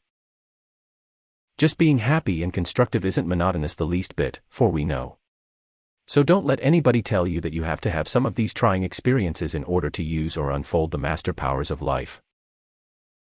That's not true. You can only teach yourselves to be aware of the master powers of life by letting your higher mental body pour forth through you. 268. The TTIAM Discourses. Its ever-expanding strength of the light and, by conscious command, form the habit in the outer of just blessing everything. You haven't any idea what a power of transmutation this is. If you want to be enfolded in a sun presence of the flame of the transfiguration, there is no easier way to do it, no more joyous way, and no more wonderful, constructive way to live life than to keep using the master powers of your own life and the greater strength of the cosmic light in yourselves to go forth and just make life everywhere feel that you are grateful for its existence in the universe. Everything that has been manifested is entitled to your love, your protection, and your assistance to raise it into something better. Suppose you have in your garden a very rare plant, very beautiful. If you do not pour your love to it and give to it the things it requires to bring it to its fullest perfection that it may bless you, it doesn't bless you. It doesn't grow, therefore, you don't have its blessing. So if you are going to have its blessing, you must give it your blessing first. It's just like the farmer. If he doesn't put a grain of corn in the ground, he doesn't have a stalk of corn that will bless him with many grains. Discourse 8. 269. No one understands yet, in the unascended state, what a magnificent miracle power the use of the sacred fire's love and the strength of the cosmic light from the mighty I Am presence and the ascended host can do for the life stream of the individual within. And then through that into everything you contact. Dear ones, there will come such illumination to your mind, there will come such a flood of inspiration and blessings and things that you can do to create happiness and perfection, all of which fulfill the divine plan in the physical world, that you could not ever again know distress.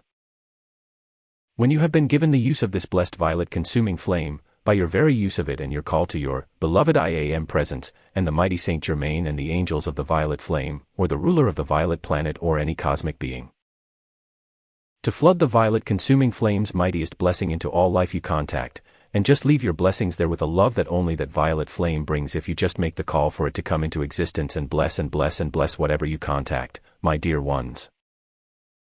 There would be such blessings, in you first, and then in. 270. The TTIAM Discourses. Your world, of such perfection from the higher mental body and from our octave and from the violet consuming flame, that you would never again be caught in the whirlwind of outer world destructive conditions. So regardless of what human beings do, you don't have to live in other human beings' wrong activities. Now your intellect will say, well, all these conditions around me, I haven't got this and I haven't got that. So long as you want to justify your limitations or excuse yourself for living in them, you do not want to bless life. If every time you rebel against them, you will just stop and forbid the outer self to do that and command it to draw the mighty I Am presence and the ascended Master's sacred fire love to bless those conditions until they become transmuted into the perfection that blesses you, unless you command. Unless you call into action the sacred fire love that transmutes them, how are you ever going to get out of them? You have either created them or opened the door and let them in. In any event, it was your life that did that. Therefore, your own life must call the greater strength of life, the greater strength of the light in you, the greater sacred. Discourse 8. 271. Fire love of the universe into the condition in order to consume it or transmute it or replace it by that which is eternal happiness and perfection for you that lets your mighty I Am presence hold command. So the day that you command this outer self to love and bless life wherever you move with the great central sun's cosmic sacred fire love and all the blessings of the violet consuming flame, that you may be a blessing wherever you go, you cannot pour that out without having it come back to you. Infinitely multiplied, until it is the lifting force of the universe and carries you forward on the wings of light, the light you have given to life. When people are bound in distress, then they must have more strength of the light within to raise them out of that distress. So all life needs your call for the strength of the light within you and the strength of the light in all around you, to give its blessings of sacred fire love that raises all you contact, and in that raising, raises you also. If you will do this, and if you will think of us once in a while in South America, and call forth all the great central sun's sacred fire. 272. The XIII Discourses. Violet flame strength of the light in that whole continent to strengthen everything that is life's perfection there, strengthen everything that manifests the fulfillment of the divine plan. And strengthen everybody and everything there to awaken and stand within the boundless strength of the light of eternity, and make the people strong enough to stand against that which wishes to destroy or desecrate them, if you who are up here will pour your love down there. Then we who are the guardians of the life in the South American continent will, I assure you, for we are boundless, we will pour back to you such love and blessings as can only come when you give this obedience to the law. So I hope from tonight your world will be the world of the great central sun's sacred fire love and violet flame blessing. Blessing. Blessing to life, and you'll be so busy pouring it out, you won't even see the distress and the limitations that heretofore have tortured you.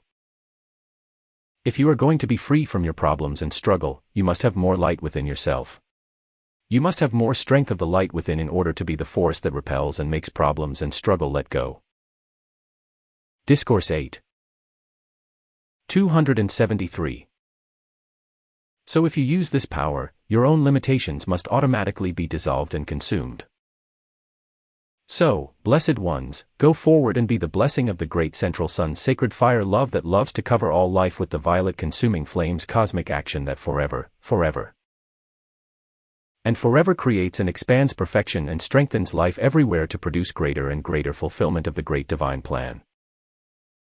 The Lady Master Nada, who is my messenger, long ago has offered her love to help all life do this, and if you care for her concentration of that violet flame love that she directs, you can but manifest the same greater perfection that she is now to life wherever she abides.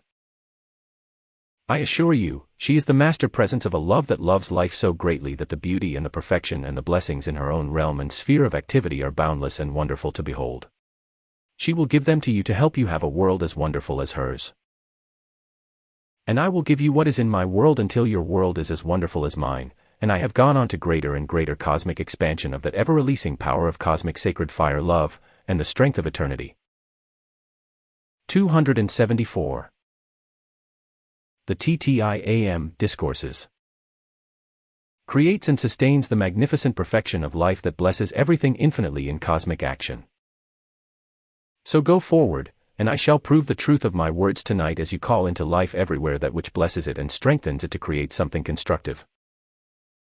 And as we go forward, we will free life everywhere from the shadows that are not God's creation and must be consumed by the strength of the cosmic light that is so bright the shadows can no longer be allowed existence. So go forward and fill the universe around you with the strength of the cosmic light, and the sacred fire violet flame blessings and love go forth to help you and all you contact to your freedom for eternity. Thank you with all my heart. Discourse 16. Beloved God of the Swiss Alps, January 8, 1962, Chicago, Illinois. Record CD 826. Beloved ones of the blessed Saint Germain's family, weary not in well-doing. We are very grateful to you for everything you have done to call the light into the people of this world and to help us consume the shadows. Great has been the service of the cosmic beings to the people of this world throughout the ages to awaken mankind to the divine purpose of life, and great has been the love all through the ages that comes, periodically, to release the light into the life streams of this world that is the strength to hold to constructive activities until they are brought to the fulfillment and victory of the divine plan made manifest in this world. In that great effort that has been made for the purification of Europe and the whole condition. 275. 276. The XIII Discourses. In that area all through the centuries, the effort has been made again and again to awaken the people to this light. Those blessed ones have tremendous ability to do so many wonderful constructive things, but just as certain as the constructive activities are brought forth into outer existence and the people allowed to be active in them for a while, the moment they've begun to make a certain amount of progress, then the black magicians through the ages, and the hordes of evil, have done everything possible to prevent those life streams understanding this law and gaining their freedom.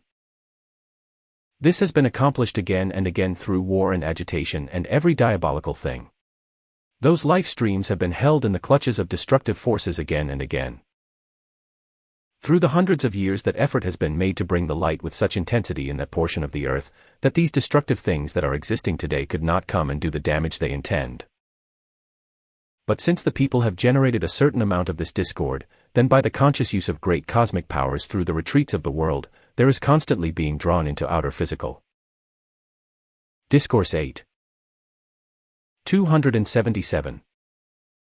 Conditions the cosmic strength of the light, the inner essence of the cosmic light substance and the sacred fire, periodically, that is intensified in those localities as another civilization.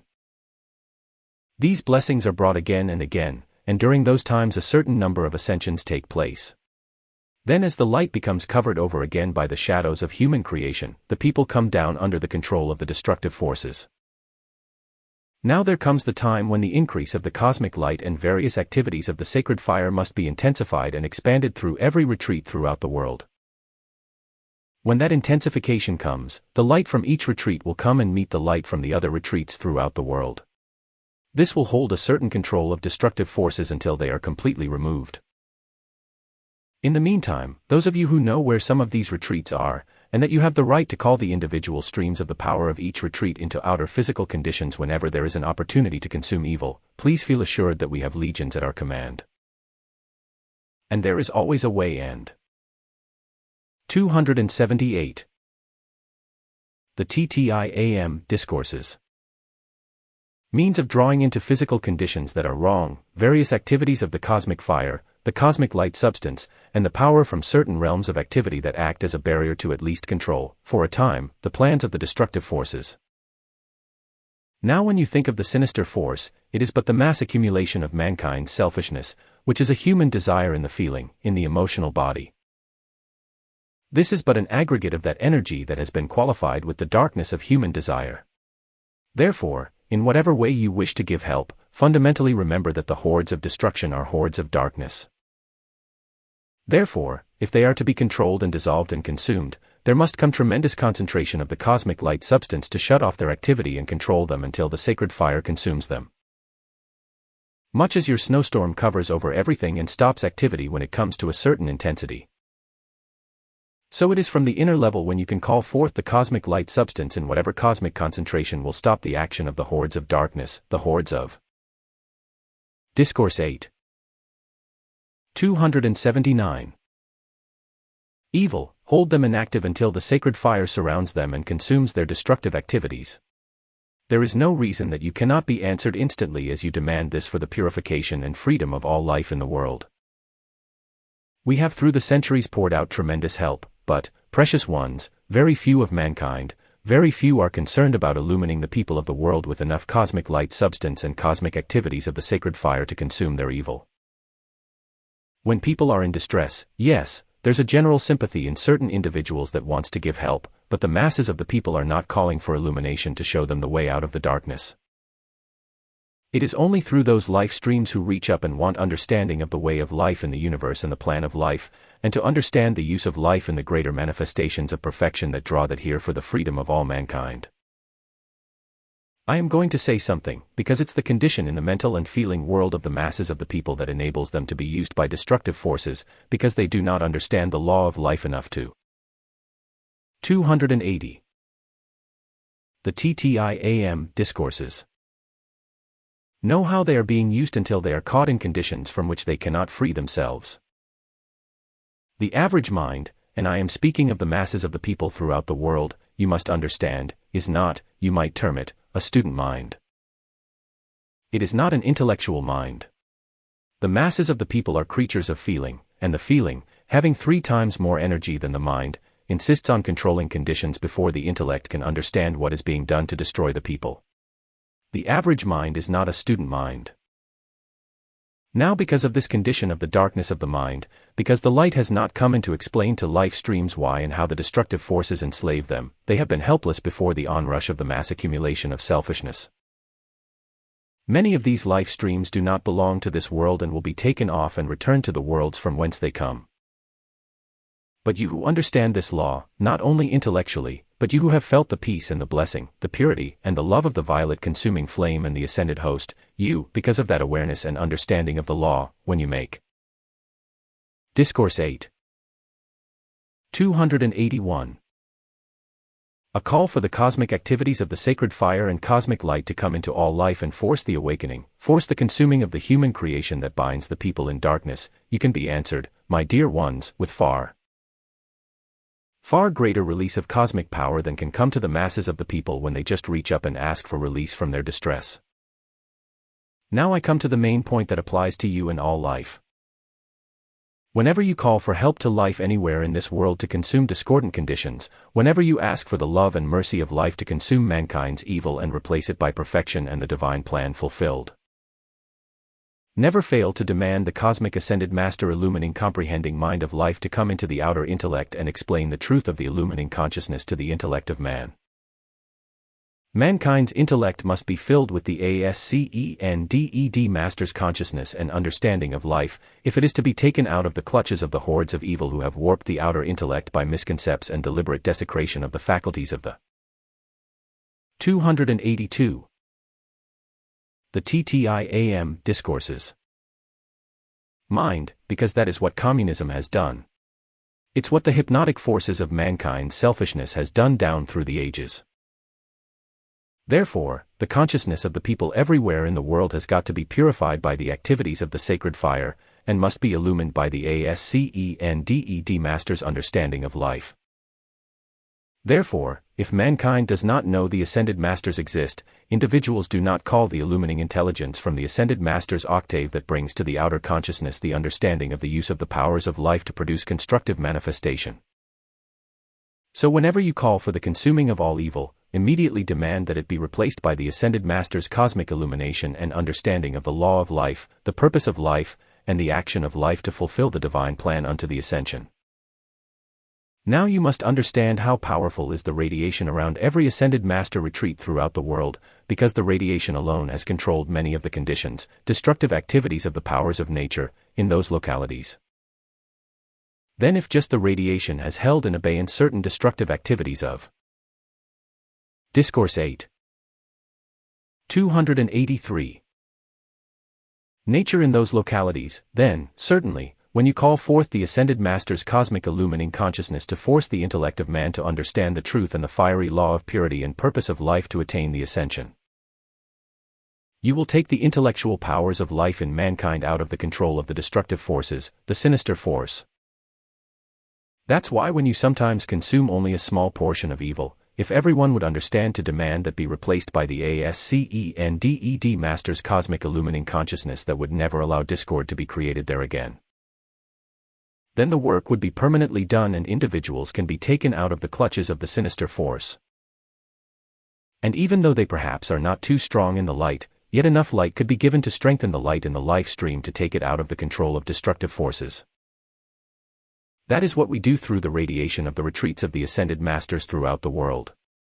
I wish to bring an explanation tonight concerning the retreats of the Ascended Host. To some degree, some of mankind understand that there is something called a retreat, and 284. The TTIAM discourses. That is about as much as they do understand. But what the outer world refers to is not the Ascended Master's retreat.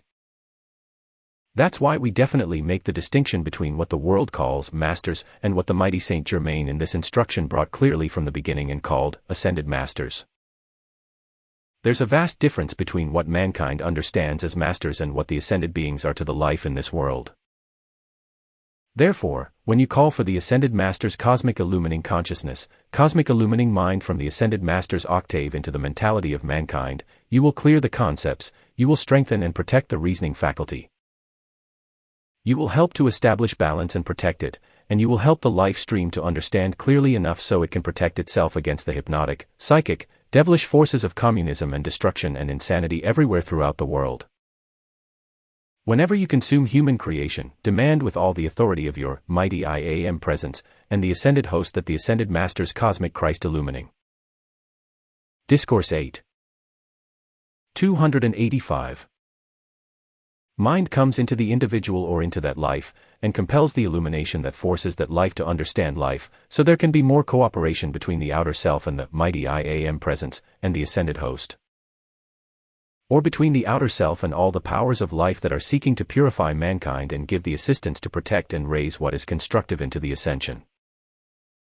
Mankind has not understood what selfishness does to create darkness, and there is no other cause for it except the hatred, which is darkness. So in calling forth for the annihilation of the war creation of the world, the hate of mankind, whenever you call for the annihilation of a mass accumulation of mankind's destructive activities, demand they forever be replaced by the Ascended Master's cosmic illumining mind, intelligence, and blazing control of life, so life is forced to understand the purpose of existence and is forced to understand that the constructive activities of life are, everywhere in infinite space, masters of creation. Then you take mankind out of the clutches of the sinister force that seeks only to hold the people in ignorance until they can be desecrated to destruction. 286. The TTIAM discourses. If people will not comprehend the law that produces perfection, the law that gives them existence, and the law that has designed perfection for the future, then they will not understand they are in darkness, indeed. And if they are in that darkness, then you must have the cosmic light substance blaze and shut off their action until the blue lightning Christ purity comes in and consumes their evil, and forces the awakening that makes them understand the purpose of existence. Until they cooperate with the cosmic law that takes them forward to constructive accomplishment. When people will not awaken, they are going to stay in distress until the cry goes forth, "O God, have mercy." And when that cry goes forth, then there comes illumination to the mind, because when the outer intellect asks for mercy, that mercy is light. It's the cosmic light and love from the mighty I Am presence in the great central sun, and I assure you, when that light comes to the mind, it brings conscious understanding that is never forgotten. Now this is what is taking place and must take place in Europe or anywhere else in the world that agitation is going on and constant prodding. Discourse 8. 287. By destructive forces, the people who otherwise would live harmonious if let alone. The darkness generated by mankind's selfishness and hatred and filth must be controlled, and consumed by the cosmic action of the sacred fire that brings light where darkness seems to be. Until the impurity is consumed, you cannot teach the mind and it is not receptive. The purification must come, and when the human creation is consumed, the intellect must be compelled to face the light of the cosmic Christ, which every ascended master is. And the mighty I Am presence and higher mental body of every life stream is the cosmic Christ. That is the illumining ascended master conscious intelligence that forces life to understand the universe around it, and compels the outer faculties of the individual to know there is a power of command and control that says, thus far and no farther, to destructive forces. And then takes them out of the universe. Now this is the power that you can call into action. When you see these conditions in the rest of the world, call forth the Ascended Master's cosmic illumining consciousness and the purifying sacred fire from all the Ascended Master retreats in the world to keep consuming. 288. The XIII Discourses. Everywhere all that is of evil, until the cosmic law takes a hand and purifies the entire structure of Earth. In the meantime, you can protect the constructive activities in those localities that have had great light, have accomplished great blessings to life, and have been, in each case, a focus of certain activities of the sacred fire that enabled those civilizations and golden ages to come forth for centuries and bless mankind. What do you think is the ingratitude of life when there have been 6 golden ages down through the centuries that were maintained for thousands of years with no destructive force, and those people got the ascension? What do you think is the love of life that allows one civilization after another to be built, blessings brought forth? And then the civilization decayed because the people that followed the height of the civilization were not made to understand that the cosmic Christ illumination from the ascended masters were the ones who gave the inspiration to build the civilization, and that they are the law. The ASCENDED masters are the law of perfection, and the mighty IAM presence is the law of perfection and the cosmic beings. Discourse 8. 289. Are the law of perfection. And mankind must understand that the education of life demands humanity understand, acknowledge, and accept the reality and the life and the light of these cosmic beings, who through the ages have used such limitless powers of the universe to enable mankind to have experiences by which the ascension can be attained. So ignorance of the existence of the ascended masters is a very dangerous thing. Whether mankind likes it or not is not to be considered. The awareness of our existence, the awareness of our law, the awareness of our power, the awareness of the power of purity that is focused in the retreats of the world must be brought to the understanding of mankind in order for human beings to be protected enough that they may extricate themselves from the clutches of the hordes of evil until those hordes are annihilated. So, beloved ones, when you know where some of the retreats of the world are, the ascended master retreats, and some of you have been privileged to live within the radiance and radius of some of those retreats, you are very fortunate, indeed. You can absorb the outpouring of the sacred fire from those. 290. The XIII Discourses. Retreats just the same as you can go out in the sunshine and absorb the light and the warmth of the sun. The sacred fire is placed in those retreats that the radiation may go through the powers of nature and go through all mankind and bring greater life and strength to the individuals to stand for what is constructive. Therefore, when the blessings have been poured without limit down through the ages through the ascended masters' retreats throughout the world, there comes a time when, if mankind en masse does not purify the outer self and give obedience to the constructive way of life, there comes the hour when those destructive forces must be leashed, controlled, and then consumed. So from now on you can call your beloved IAM presence, and all who are in charge of the Ascended Master retreats throughout the world to call forth the Ascended Master's cosmic Christ illumining consciousness into everything that lives, and force it to know the reality and existence of the beloved IAM presence, and the Ascended Host. Dear ones, whenever you make that call, it's just like lightning flashing through the atmosphere, and the light in its. Discourse 8. 291. Intensity will compel all life to understand the law of its existence and what is expected if it is to have more help. So go forward in the constructive way of life, and don't miss an opportunity to demand the annihilation of mankind's evil, all the filth and selfishness and hate generated by mankind. Demand its annihilation, but demand that it be replaced by the Ascended Master's cosmic Christ illumining consciousness that forces everything that lives to see with invincible visibility the mighty IAM presence, and the Ascended Host, and be compelled to understand life and the law of life. Then you become a raising activity to every particle of life that you contact, even to the structure of Earth itself. You must of necessity be blessed by greater raising activity that loves you because you rendered that service to life, and the greater life, because you are raising all to its greater illumination, automatically raises you harmoniously, permanently, and invincibly against interference. So may you go forward and call forth from all the Ascended Master retreats throughout the world every possible outpouring of the sacred fire in those retreats, and demand that it not. 292. The XIII Discourses. Only purify the people, but force the people to understand, accept, and obey the reality of the beloved IAM presence, and the Ascended Host. Then can there come manifestations in the atmosphere that will convince all and will make all understand, and will consume the consciousness and concepts of atheism and Russianism and destruction of communism imposed upon the life of the people of this world. And you can have it. Thank you so much, precious ones. Won't you be seated, please, and just remain so. Now if this were not done by our conscious command and the help of those under this radiation, those who understand this law, if this cosmic Christ illumination of the Ascended Master's consciousness were not called into the life of the mankind of this world, individuals would go on for eons of time in the clutches of the destructive forces until those forces are consumed. Your call for this cosmic illumination will compel the people who are caught in the clutches of destructive activities to awaken and make the call to be free from them. Then the sacred fire can remove the human accumulation. Discourse 8. 293. And mankind awakens to obedience to the law by which the ascended host can set them free in the ascension. So this call is very necessary. I wish to thank you all for all the decrees you have given throughout the years where you've called for the purification of all mankind.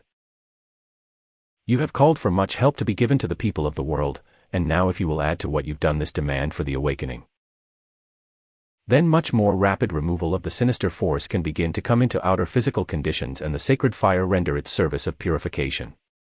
So go forward and use this with every power at your command. All you have to do is to ask your beloved IAM presence, the Ascended Masters, and cosmic beings to blaze such cosmic Christ Ascended Master illumining consciousness into every human being, and shock the consciousness awake and out of the clutches of the hordes of the shadows. Then mankind will awaken as from a dream, and turning Godward, let go of the hordes of evil until they are consumed. So your victory is assured. There is no such thing as failure. The cosmic law never changes. Your mastery over all evil comes by this call. 294. The TTIAM Discourses. To your beloved IAM presence, and to us. And you have been doing it in plenty of your decrees, but this we ask tonight, every time you ask for the evil to be consumed. Be sure you demand the Ascended Master's cosmic Christ illumination to life and understanding of this law take the place of human creation and make mankind turn Godward for the freedom of the world and the ascension of all. Thank you with all my heart. Discourse 17. Beloved God Tabor January 10, 1962 Chicago, Illinois Record CD 827. Beloved of my heart, I wish to bring something to your attention tonight concerning the mountain ranges of the world. It is this: there is stored within the mountain ranges certain forces that are concentrated.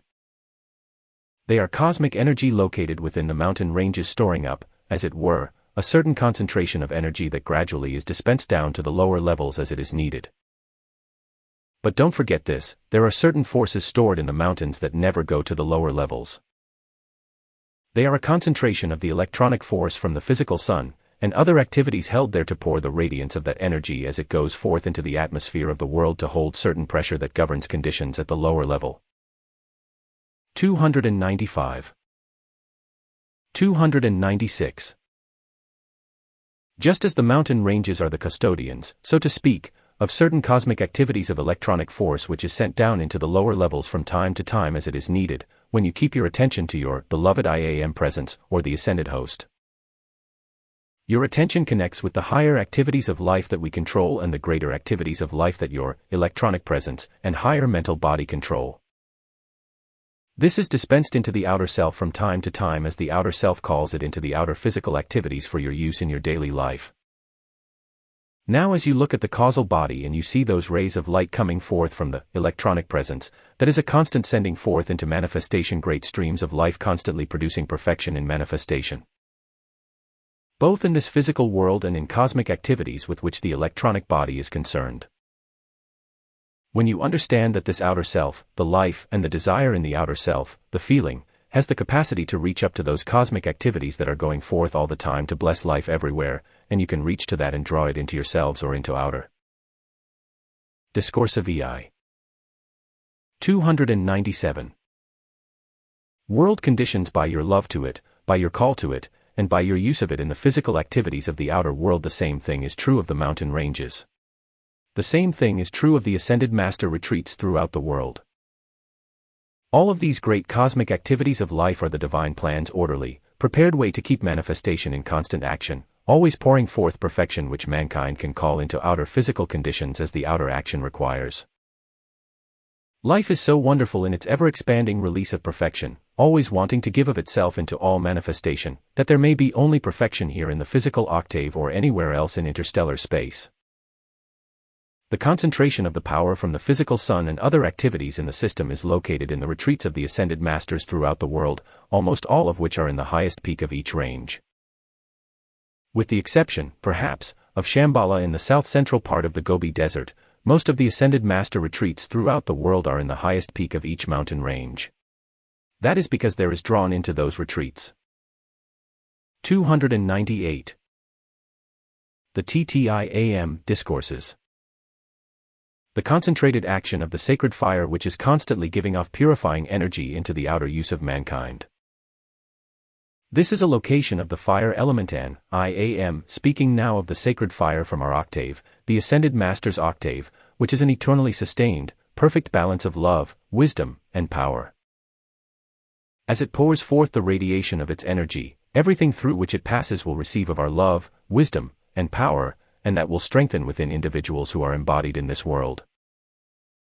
So each one's qualities and powers of life can be expanded and set into dynamic use for the outer self to use, to produce physical manifestation in this world that affects not only the individual but all other beings in this world.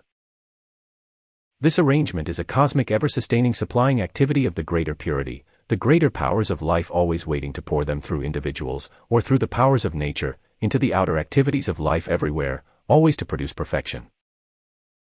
Now many people are perfectionists so far as their desires are concerned, but there's a great deal of mankind that isn't much concerned about. Discourse of VIII. 299. Perfection in the present state of limitation. When that takes place, there must come a concentration of this electronic force of eternal purity. That must go into the mental and feeling world of the mass of the people all over the world if you are ever going to cut them free from their human creation and awaken them to the purpose of life.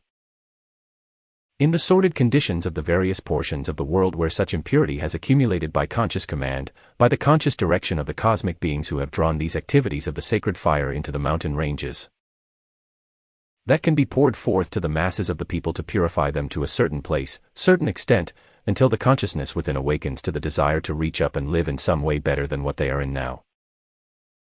When you see the teeming masses of the people throughout the world that are in those conditions and have been for centuries, you must know that someday, sometime, somewhere, there's going to be an action of the sacred fire that consumes that frightful miscreation which is mankind's selfishness objectified. Therefore, 300. The TTIAM Discourses. Those of you who know this law, those of you who call to us can have not only unlimited help for yourselves, but you can call forth the cosmic streams of purifying electronic force from the mountain ranges of the world and consciously ask for them to be directed where purification is needed most.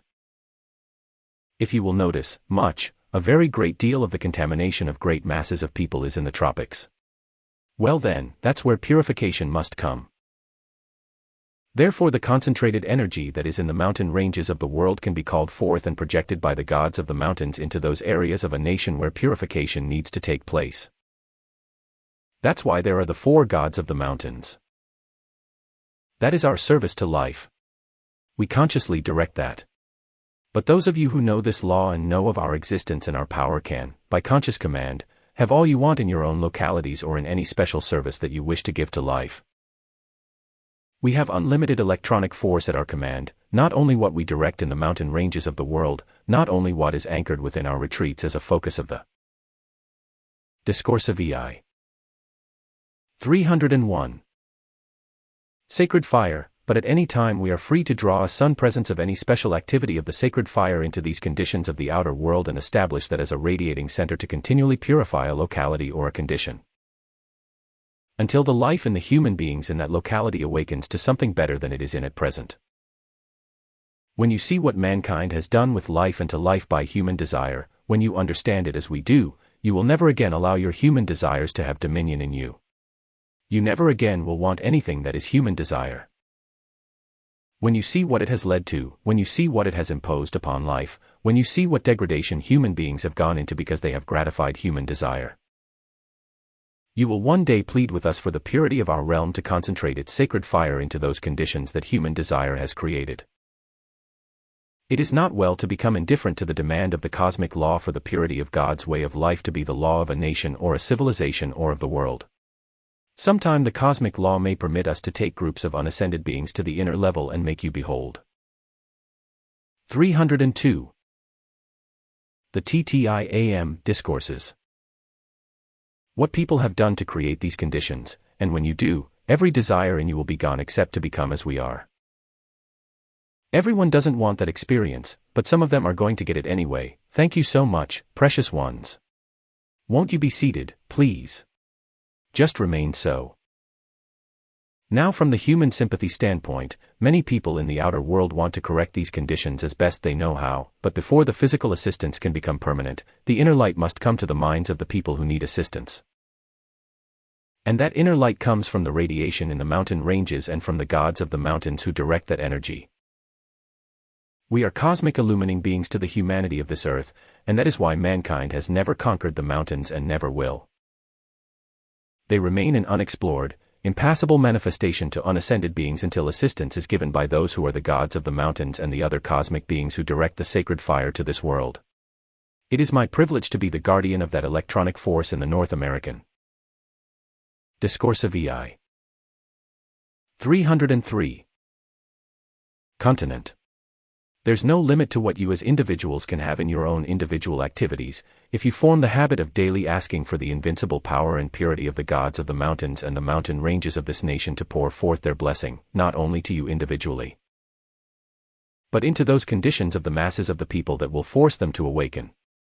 The awakening must be forced, beloved ones, because people do not awaken of their own free will when they are hypnotized and bound by the human creation of centuries of generation. We are one activity of the cosmic law's purification to the mankind of this world, and if we did not do this, you would not have a sustaining purifying activity of life powerful enough to offset mankind's frightful accumulation of evil.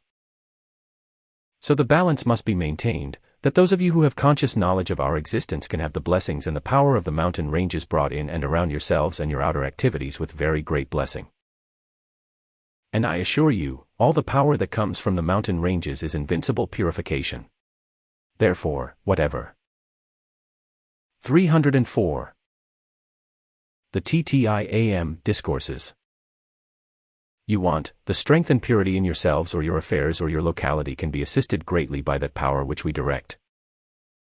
Now if this were not the divine plan, beloved ones, there would not be the ascended master retreats throughout the world. Each is in charge of a department, so to speak, and governs that entire activity, and while the service is to the masses of the people. Yet the individual who is aware of our presence and will make the call can have our special help and assistance to you in whatever you wish to do to bring purity in and around yourselves or your location or to conditions of the outer world. We are definitely cosmic beings of the purifying legions of the sacred fire to the earth, and because of that, those of you who through your decrees have called forth purity into the physical structure of earth and into the mankind of this world, to you we can give boundless blessings and wondrous gifts if you care to become a daily outpouring of the purity from the gods of the mountains to whatever life you contact. You can be like an ambassador sent on a special mission to accomplish a certain victory. Discourse of VIII. 305. You can be our outpost, as it were, a sun presence that can draw the strength and the energy and the purity of the mountain ranges in and around yourselves. Then you ask us to direct it in any special locality with which you are concerned, and if that is established as a habit, we establish at the inner level a pulsation that will continue until the work is accomplished. All it takes is your assurance to us, by your deeds, that you are going to keep at this until it is accomplished. As soon as you've set the habit of calling regularly, we will set the habit, and we will set the focus and outpouring into action just like a heartbeat, and wave after wave of that can come to purify conditions that otherwise are not purified. You would be surprised how much violet flame is focused into the mountain ranges of the world. There's a very great concentration of it in the mountain ranges of the world. That's why you have the beautiful violet colors so often in the mountain ranges. They are great oceans, so to speak, of cosmic purifying sacred fire, love and blessing to life to bring perfection without limit. It is given without limit, without money, without price all. 306. The XIII Discourses. It is always continually flowing, but a concentrated action of it can come into you or any special place where you want it directed for any special purpose. We will establish there ultimately an action of the sacred fire. If you ask it, you establish the habit of daily giving it recognition and making your call. One day, wherever you ask that to come forth, there will be a focus of the sacred fire that can be made eternal to this world. And that can be in your homes as well as everywhere else. Thank you so much. Now the explanation I have given tonight is that I may give you this which you need, which the world needs, which is here in the physical octave of earth for the blessing to mankind. And all it takes is someone awakened to the way we give the greater blessings of life to the lesser life that needs blessing. So, blessed ones, I can be a very close friend to you for eternity if you care to be an outpost of my blessings of the mountain ranges that are needed in the lower levels of your nation, the lower country. You have had much contact with the mountain ranges, and as you say in your slang phrase, you haven't seen anything yet, aside of Discourse of VIII. 307. What I can show you. The blessed goddess of justice has much to reveal, and if you could see the perfection in the retreats of the ascended masters, you would know that the divine design, the divine plan of life is to provide that which, ultimately, is ever-expanding perfection for eternity. In the retreats where the sacred fire is drawn, a certain amount of perfection is created and established. That becomes an eternal part of this world, and as time goes on, more and more of that must come into the outer physical conditions of this world in order to perfect them. So we trust you may all be ambassadors from the gods of the mountains to bring wherever you abide the purity and the blessing of our power to raise life to greater perfection. This is the way the greater is given to the lesser life. But the lesser must reach up and desire it, so we are trusting that you will desire it enough to awaken the rest of mankind wherever you abide. You could awaken people silently, you don't always have to speak to them. There are many things you can do with the violet consuming flame or other activities of the sacred fire, and all you need to do is to ask us to set it there. That shouldn't be too difficult to ask us to do. 308. The XIII Discourses. Something that makes your world better ought to be a great joy to you. It is to us. We are happy to give you the greater blessings that are given to us to make you, one day, an ascended being. So you can do the same thing. Ask for our blessings to come to the rest of life wherever you abide, and one day make all in this world arise, be raised into the ascended master's octave of perfection. That's the only way it will ever be built, is by unascended beings making the call for the perfection to come here. Perfection is in the universe. Life has given it life, wants to give it life here, should have it. We are ready to give it. Is there a reason in the world why it shouldn't be here? Now if I get some hurry calls for what is in the mountain ranges of this continent, it's all right with me. The more you can give me, the more I can keep you busy. And you won't be unhappy, either, and I can teach you through the marvels of the powers in the mountain ranges. I can teach you what you will not learn anywhere else, because that is the schoolroom of which I am the authority, which life has provided, which is ever ready to bless you. And someday you must learn and use. Discourse of VIII. 309. So I trust you will come to the mountains as often as possible. I trust we may establish a daily pulsation of all of our blessings, at least to those under this radiation, until enough purification has taken place in the world to reveal us to the mass of the people. So, precious ones, I am pleading to give you my gift tonight, and I just hope you'll have a continuous use for it and you bring it into the physical world, that your fellow man may one day be aware of our presence. And I hope that we may give our gift with the mightiest power in creation to show mankind the right way to live life. You can be part of the legions of our light to unascended mankind as you, yourselves, enjoy the blessings of the mountains, at least when you come to visit with us. And if you can remember us the rest of the time, your blessings will fill your world also. I just hope you want our world to come into yours and give you all the perfection and the joy which is ours, and as soon as possible. Thank you so much. I know, you usually think you have to have the summertime to come to the mountains. Some of you come in the winter, but be not concerned about the season of the year. Just make your calls. 310. The XIII Discourses. Every day for all the gods of the mountains, not just myself. The other gods of the mountains, to draw in and around you all of their blessings that they know you can use and that will perfect your world and enable you to be the blessing to all you contact, that will raise all into outer greater perfection for eternity. And we shall bless you without limit, and you shall be our family of the mountains. And many, many wonderful things are in the mountains that neither you nor any of mankind have ever heard of. So, one day, you are to experience the beauty, the perfection, and the power that life has placed in the mountain ranges for those who come our way of life. And I am awaiting the hour when your enjoyment and mine will be for eternity, as I reveal to you that which human eyes have never yet beheld. There are blessings beyond measure that we can give. We want you to have them, so if you'll call for them, I will await your call, and the blessing shall one day fill you and your world, and as soon as you want it. Thank you with all my heart. Discourse 18. Beloved Mighty Himalaya, January 11, 1962, Chicago, Illinois. Record CD 828. Beloved of my heart, I trust one may make clear to you tonight something that is very important, and I hope I will be able to make it easier for you to comprehend something of our assistance to mankind through the channels in which we serve. And it is this: when we pour forth the light rays, either from the mountains or our ascended master retreats or the electronic belts around the physical sun or the great central sun, every outpouring is an actual stream, just like a river of cosmic light substance and activities of the sacred fire. That is our life, our consciousness. It is our directing intelligence that we pour into the life of individuals in the outer world to help strengthen everything that is constructive. And 311. 312. The XIII Discourses. To dissolve and consume and repel, as much as the law of karma permits, from individual life streams that which is not constructive. Now let me show you how practical this is and how it's going on to some degree in any activity of the light and the sacred fire that blesses this world. When you pour into a glass of water, for instance, some other substance with a definite color or a definite quality, you have changed the qualities in the water, and you are able to use the qualities of whatever the substance is you have poured into that water. You have produced a third element, so to speak. The water has one quality, the other substance has another quality, and you put them together and you have a third quality, but in that, you have the qualities of both working in cooperation to produce a third result. And so it is with us. We pour to you the sacred fire of our love, the intelligence of our consciousness.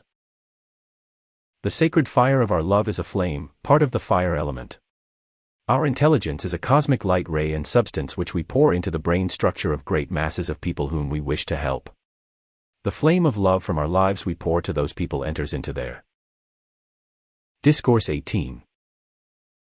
313. Own heart flames from their own, beloved I am presence, and it is an expansion of the sacred fire love of life to this world. From that, there radiates forth to the powers of nature and forces of the elements the blessing of our life streams, the blessing of the individual life streams embodied here. This great assistance from the great realms of perfection comes forth to assist individuals to mastery, to the complete eternal master control of all energy, all substance, all consciousness, everywhere you move in the universe. When we pour this forth at certain cycles of time, it brings more light into the substance of this world and more light into the minds and bodies of the people. It is a refining, purifying, raising vibratory action that compels a certain proportion of the destructive human accumulation to be dissolved and consumed, cut away from those life streams, and cut away from the powers of nature and forces of the elements. This is very important for you to understand. For this reason, when we bring forth a new civilization, the light from our life streams, the consciousness of our ascended master intelligence of life, must come into the brain. 314. The XIII Discourses. Structure of unascended beings to bring the ideas that produce more perfect manifestation in the civilization. This is how the great inspiration from the heights of perfection constantly comes through individuals embodied in this world. This is the way we give you the divine patterns, the divine pictures, the divine manifestations from our ascended master octave into your physical world to bless you and expand and be sustained until this world becomes like ours, the ascended master's octave. Therefore, unascended beings are wholly dependent upon the greater manifestations of the universe for progress. Human beings in this world cannot progress without this greater intelligence from the ascended master's octave.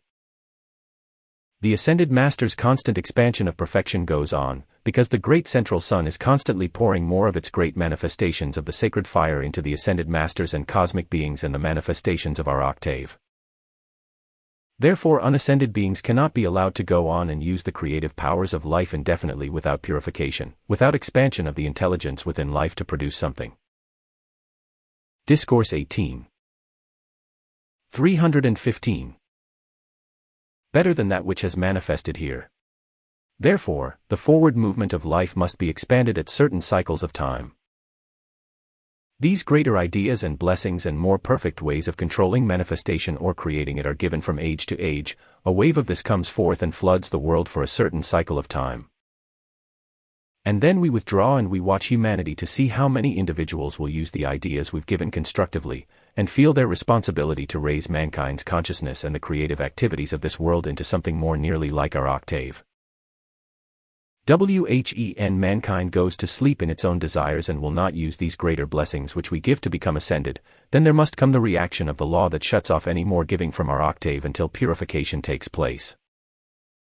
And that purification must come in the individual.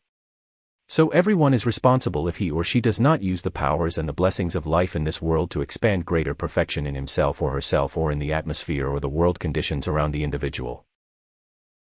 316. The XIII Discourses. The cosmic law does not change, and the law of balance is absolute authority for all time to come. When the world gets into the condition it's in today, the chaos is breeding more and more agitation, fight, injustice, filth, hatred against life, I assure you, just as certain as you exist. There must come an action of the cosmic law that turns that evil back into its cause and forces it into annihilation. Those who are constructive, those who will use what we give to fulfill the divine plan and bring about that which blesses life, will automatically be protected by the very greater perfection which we give, because that which we give is eternally invincible against mankind's destruction. That is why I said it is imperative that mankind understands the reality of our existence. It is imperative individuals know of our authority and power and service to life, and it's an absolute law that mankind at certain cycles must be aroused, awakened, and forced to understand the purpose of life is the attainment of the ascension. So regardless of the outer world conditions today, millions may be asleep, but millions can be awakened, thank. Discourse 18. 317. You so much, precious ones. Won't you be seated, please, and just remain so. Millions can be awakened not only by the powers of nature in unbalanced action, but millions can be awakened by certain manifestations of the sacred fire in the atmosphere of Earth and certain activities of the light rays that will not need explanation because they will explain themselves, because there is that quality within life, that when it comes face to face with the manifestations of the sacred fire, there is that consciousness within life that automatically knows that that sacred fire is not only its master, but is the inexorable perfection that forces it forward to the fulfillment of the divine plan. Mankind does not need to experience shock nor unpleasant pressure of the cosmic law, but we, for centuries, have poured forth our love, our blessing, and our greater intelligence of life through all individuals who were constructive and who would use the intelligence we have given to create conditions that will bring the greater light to lift all mankind. The light must take dominion of its own. Now we come to the master presence of life that all should study and understand. When the 318. The XIII Discourses. Great divine law of such magnificent love and power creates a heavenly body like the physical sun, and the love of life is so great that it controls that and it gives its life to the planets of the system and mankind embodied upon them. Unascended individuals should be taught reverence, respect, adoration, and obedience to the intelligence and love that is so great that it can create a system of worlds. Then will the individual respect life, because the individual understands the greater life that manifests everywhere in the heavens. Mankind can understand plenty if individuals want to, and unless the consciousness is awakened to love and gratitude to the greater life in the universe, and is awakened to the understanding of the law of that life's action, then the shock must come that brings the awakening through conditions that the individual cannot control. Now when you understand that we, from our life, our great octave of life, are pouring forth the sacred fire, the cosmic light substance, our love, our life, our intelligence, our consciousness, our wisdom, our power, our energy, all of which are eternally invincible against all discord, then do you not see. Discourse 18. 319. When that goes forth into the consciousness of unascended beings, since that is eternal light, it is just like illumining this room with your electric light bulbs. When you turn on that light in this room, it illumines everything within the room. When we turn on our cosmic consciousness through the cosmic light rays from our great temples of life or from our own heart's flames to illumine individuals, where our heart flames go, they illumine life. Where our cosmic light substance goes, it illumines substance.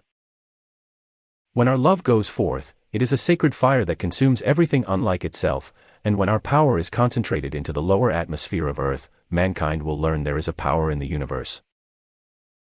A power of life about which individuals unascended know absolutely nothing, until that power teaches individuals here, by itself, what that power is, and how it controls manifestation, and that it is here to rule the life that manifests in this world. That's the master hand of the sacred fire of the universe, the sacred fire love of the life streams that bless the earth all the time with immortal love, with immortal sacred fire, with immortal perfection and the intelligence to produce it. 320. The XIII Discourses. Now I ask you, whenever you think of us, whenever you ask us for anything to help you or your fellow man or your nation or the world, try to realize and hold the picture of a sun presence coming forth, or a light ray or a river of flame from our temples of the sacred fire or from the physical sun or the great central sun, flowing into the condition that you wish to change. And then remember that it is immortal perfection from our octave that is flowing here to rule this world, and therefore, none of mankind can shut it off or prevent its fulfilling the divine plan, none can prevent its revealing presence, revealing what needs to be known. And this is part of the mighty power of the gods of the mountains all over the world. Thank you so much. So when you charge yourselves with the full cosmic illumination of the gods of the mountains to teach you what we know you need most in the unascended state to create perfection here that is invincible against all evil, you must give us that recognition.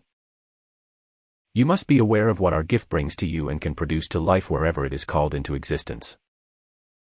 Now the proof of what I say is that mankind has survived through the ages through many. Discourse 18. 321. Many destructive conditions, and if this were not true, I assure you, the humanity of this earth would not have survived. So we are the immortal, sustaining perfection of the sacred fire of life to this world, both from the mountain ranges and from our own temples of the sacred fire in the electronic belt around the physical sun.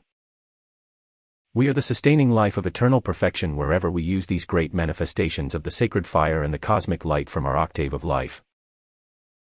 I think from tonight the mountain ranges of the world will mean a great deal more to you in the future than they have in the past if you could but realize that in all of the mountain ranges of the world there is concentrated, located, and established this greater power and perfection of life from our ascended master octaves of life, from our temples of the sacred fire. If you can realize that in the mountain ranges of the world this perfection is concentrated and sustained and is ever giving off, by its radiation, the greater perfection from our world of life. So, beloved ones, when you begin to understand this, you can come very much closer into our world of experience than you have ever. 322. The XIII Discourses. Experienced in the past. While yet unascended, you may dwell in our comprehending consciousness, in our heart's flame of love to life. You can dwell in our sun presence of sacred fire love or cosmic light substance. Wherever you ask for this to be established in and around you or your homes or your business or any special activity, it's just as freely given as the air you breathe, and there is no limit to what you can have. Our perfection of life is ever giving into this world the eternal perfection of our world. As you use it, you become it, and when you become it, it makes you master over everything else in this world. So this is the way at certain cycles the great law of life expands its mastery over mankind's human creation, and lifts individuals, by the action of the cosmic law, into the greater light of life, onto the pathway that ultimately takes them to the ascension. Life is very wonderful, beloved ones, to have within it this eternally sustained proof of its mastery over all manifestation.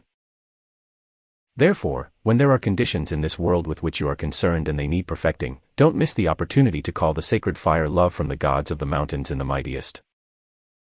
Discourse 18. 323. Strength that we direct, into the conditions which you wish protected or sustained, or expanding their blessing. Draw this in and around yourselves, your physical bodies. Draw it into your atmosphere. It is so free for you, dear ones. It is yours to use without money and without price, and the only thing that it takes to open the flow of it into you and your world is your understanding of our reality, the existence of our presence, and the operation of the law that opens the door to let you have it. And that I am giving tonight for your freedom. Thank you so much.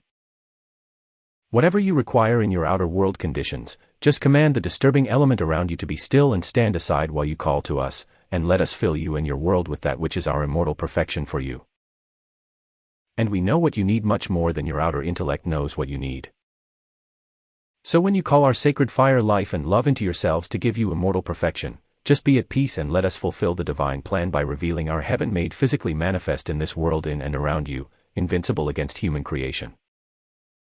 Ever expanding its strength and its blessing to make you victorious. 324. The TTIAM Discourses. And ever abiding with you because our gift to you is eternal, and therefore it becomes a part of your life. That is why we dwell with you, that you may dwell with us, and in that comes the raising activity that one day draws you into our octave after you have filled this world with the manifestations of the sacred fire of our love's perfection here for the rest of the world. So go forward and remember, the gift is without limit. It is cosmic, it is invincible, it is eternal. It is ever expanding, and the world needs every call that you can make, and we will answer. So feel with us tonight your unlimited use of the sacred fire blessings to this world by the gods of the mountains that control everything around you harmoniously, permanently, intelligently, and invincibly. Let us show you how our life coming into your life, in your world, makes the conditions here that ought to have been here long ago in the fulfillment of the divine plan for all. Thank you with all my heart. Discourse 19. Beloved God Tabor, January 7, 1964, Chicago, Illinois. Record CD 989. Beloved of my heart, we bring you tonight not only the radiation and our love from the mountain ranges of the world. We bring to you the illumining consciousness that brings into your outer self whatever your beloved I am presence has commanded will allow the outer self to manifest and to use to more quickly fulfill its own divine plan. Tonight, again we want to bring to you the explanation of why there is such strength and purity in the mountain ranges of the world, why the great power of the electronic force from the great central sun is anchored and concentrated within those mountain ranges. And how that service goes forth to help mankind and the powers of nature release what mankind requires while embodied in this world to do that which. 325. 326. The TTIAM Discourses.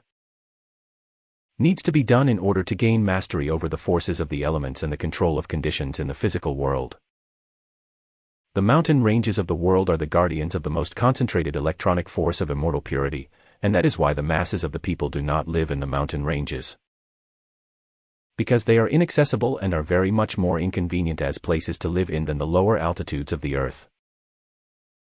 But the greater purity and the greater power of that purity is definitely concentrated and stored, as it were, in the mountain ranges of the world, to be a certain proportion of immortal purity of that electronic force from the great central sun that mankind cannot contaminate. Therefore, as the radiation goes forth through the mountain ranges of the world, its intensity, the purity, and the power and the blessings and the marvelous outpouring and radiation that is held within the mountain ranges of the world, is stepped down in intensity as it flows to the lower levels and lower altitudes. It is stepped down in intensity so that mankind can absorb it little by little, or as much as the individual can make a part of his or her life stream and use it. Discourse 8. 327. Those of you who love to go to the mountains and abide there always receive strength and harmony and power while you are there that pushes aside or consumes the tension, the struggle, and the feeling of impurity or discord which exhausts you and which causes disturbance in your affairs. Therefore, when you want the extra power and immortal purity from the mountain ranges of the world, call to your beloved I am presence first and then to the gods of the mountains, any one of us or all. And ask for our cosmic mantle of electronic force and immortal purity to flow in and around you its protecting presence, clothe you in its garment of boundless strength, and make you the peace of the silence in the mountains, because when you still yourselves, After you go into some place in the mountains and you become still, the concentrated electronic force in that stillness begins to penetrate you. You begin, first of all, to breathe it in, that quiets the emotional body. Then you begin to feel it strengthen you from within. Then if you were to stay and make the call, you would find it could bring you wondrous illumination. When you are in the mountains and you will quiet the outer self and turn your attention to 328. The TTIAM Discourses. The Beloved IAM Presence, and the Ascended Host, asking us to fill you with our gifts and powers of the mountain ranges that you know you need and that we know you need, you can in that stillness, as you feel yourselves at one with the stillness. You can be filled just like you would pour water in a cup. You could be filled with the strength, the energy, the health, and the power of the silence in the mountain ranges that can draw in and around you the illumining power of the love that constantly sustains the outpouring of the life in the mountain ranges. Because the life that is anchored there that creates and sustains the great forests of the world and all the blessings of the powers of nature in the mountain ranges, all of that strength and power and activity of life can come into you as you abide in the silence and feel yourselves at one with it, because the amount of power, the energy of life that it takes to create the vast forests in the mountain ranges of the world, you must realize, is something of tremendous cosmic concentration. And it is drawn into this world from the great central sun by the cosmic beings who have created the powers of nature and are masters over those forces in the physical octave. Discourse 8. 329. Therefore, when you understand that you have the power and the capacity within your own life to push aside the turmoil of human creation, and entering into the stillness, and the power and the purity in the great mountain ranges, you can draw within yourselves those activities of life that produce such perfection there. There is much beauty within the mountain ranges of the world, beauty mankind has never understood because there's only one means of contacting it, and that is the stillness of the emotional body, the purity of the energy of the outer self, and the heart desire for that which the great cosmic law has located in the mountain ranges for use both by cosmic beings and mankind. The purity that flows forth through the forests in the mountains and the radiation from the mountain ranges and the mineral wealth that is within the mountains, that is the purifying electronic force of life that goes to the lower levels of the world and forms the atmosphere of great cities and locations in which mankind live and in which there are so many of mankind in one spot. It is the most wonderful provision of life when you understand how the greater life pours the 330. The TTIAM Discourses. Flame of its love and its energy to that which is lesser, provides the sustaining flow of the greater life until it has raised the vibratory action of the lesser life into something greater. And it is all done in a great, natural flow of the currents of energy that are continually pouring from the great central sun to the physical sun and then into the mountain ranges of the world. Now just as that greater life pours to the earth through the physical sun, just so can the life, the purity, the harmony, and the perfection of the powers of nature pour into the individual, the human beings embodied in this world. It is a great gift of the greater life's love that continually pours its energy, its purity, its harmony, and then its unfolding magnificent pictures and activities of perfection and of perfect creation into the outer use of mankind. This is one way the magnificent divine plan and its perfection from the ascended master's octave flows, little by little, through the mountain ranges of the world into the brain structure of mankind, into the mental and feeling world. And then individuals reach up, and when the desire of the heart reaches for something wonderful from the octave above the physical world, then Discourse 8. 331. There comes into the outer self the magnificent perfection, the blessings, the divine plan revealed, the release of the power to accomplish, and the great harmony that enables constructive activity to be created and sustained. This is the great cosmic law's sustaining power to all that is constructive, and when individuals use that energy, the energy of the outer self, to do things that are not constructive, then disaster occurs wherever the individual goes. But the individual that creates the discord is the source of whatever destruction is imposed upon the powers of nature and forces of the elements and, as time goes on, reacts on the individual who imposes it upon the powers of nature. So when the great cosmic law has created this magnificent storehouse of perfection from the ascended master's octave, from the physical sun and the great central sun, and stored that perfection for future use and ever guards it in the mountain ranges of the world, mankind should understand something about the effort life goes to, in order to bring into the outer use of the people who embody in this world the greater purity, the greater ideas of perfection, and the design that will reveal to the intellect. 332. The XIII Discourses. Of man the higher and greater way to produce manifestation that is always perfect, because the cosmic beings who have designed the powers of nature and forces of the elements upon the earth and have drawn them here, have created them to contain the perfection that mankind is to reach up and receive and draw into the outer use of the individual to produce the activities of the physical world by which individuals, through experience, are constantly raised to something greater and better until the ascension is accomplished. So creation goes on all the time. You're creating every moment. Waking and sleeping, something is being created in the great storehouse of nature. In the great mountains of the world, the great activities, the creative activities of life, are anchored and busy for eons of time, building, creating, and sustaining the perfection that is to be used eons of time ahead. So when you understand that when you be consciously aware of what is in the mountain ranges of the world, how you may receive it, then, beloved ones, when you are privileged to go into the mountains, don't fail to still the outer self and give recognition to the great beings and the blessings and powers of Discourse 8. 333. Nature that are anchored there to pour forth their blessings for mankind's use. But those of you, when you have been in the mountains and then sometimes must return to your homes in the cities, you can, anytime you care to still the outer and turn your attention to the mountain ranges of the world, you can at all times, through your beloved IAM presence. Your call to the presence, and your love to the beings who govern those mountain ranges, you can draw back the purity, the love, the feeling of power. By contemplating what the great blessings are that flow to mankind through the mountain ranges of the world, you not only can still the outer and begin to feel that almost at will, but your mind becomes still. And your very contemplation upon that greater life and its greater perfection will open the door, by which your own beloved IAM presence, and one or more of the gods of the mountains can bring the illumination to your outer intellectual consciousness, to let you create more and more of the magnificent beauty and the perfection that you can bring into the physical world to bless it, to bless all you contact. And you can have the joy of using that and bringing it into the outer use of others. 334. The XIII Discourses. So, beloved ones, the life that has created such beauty and such power and such sustaining perfection in the mountain ranges of the world, you must realize, is a gift of love that loves you and will give of its gift to you, just the same as anyone else who will come to the mountain ranges. Or in the quiet, many times, of your own homes, as you turn your attention and ask for the blessing and the radiation from those mountain ranges to come into you, no matter where you abide, that greater storehouse of life and life's perfection will open the floodgates and give you its gift. This is what I wish to bring to your attention, because there are beings who direct this wherever mankind calls it forth or is willing to be quiet enough to draw it into your outer use.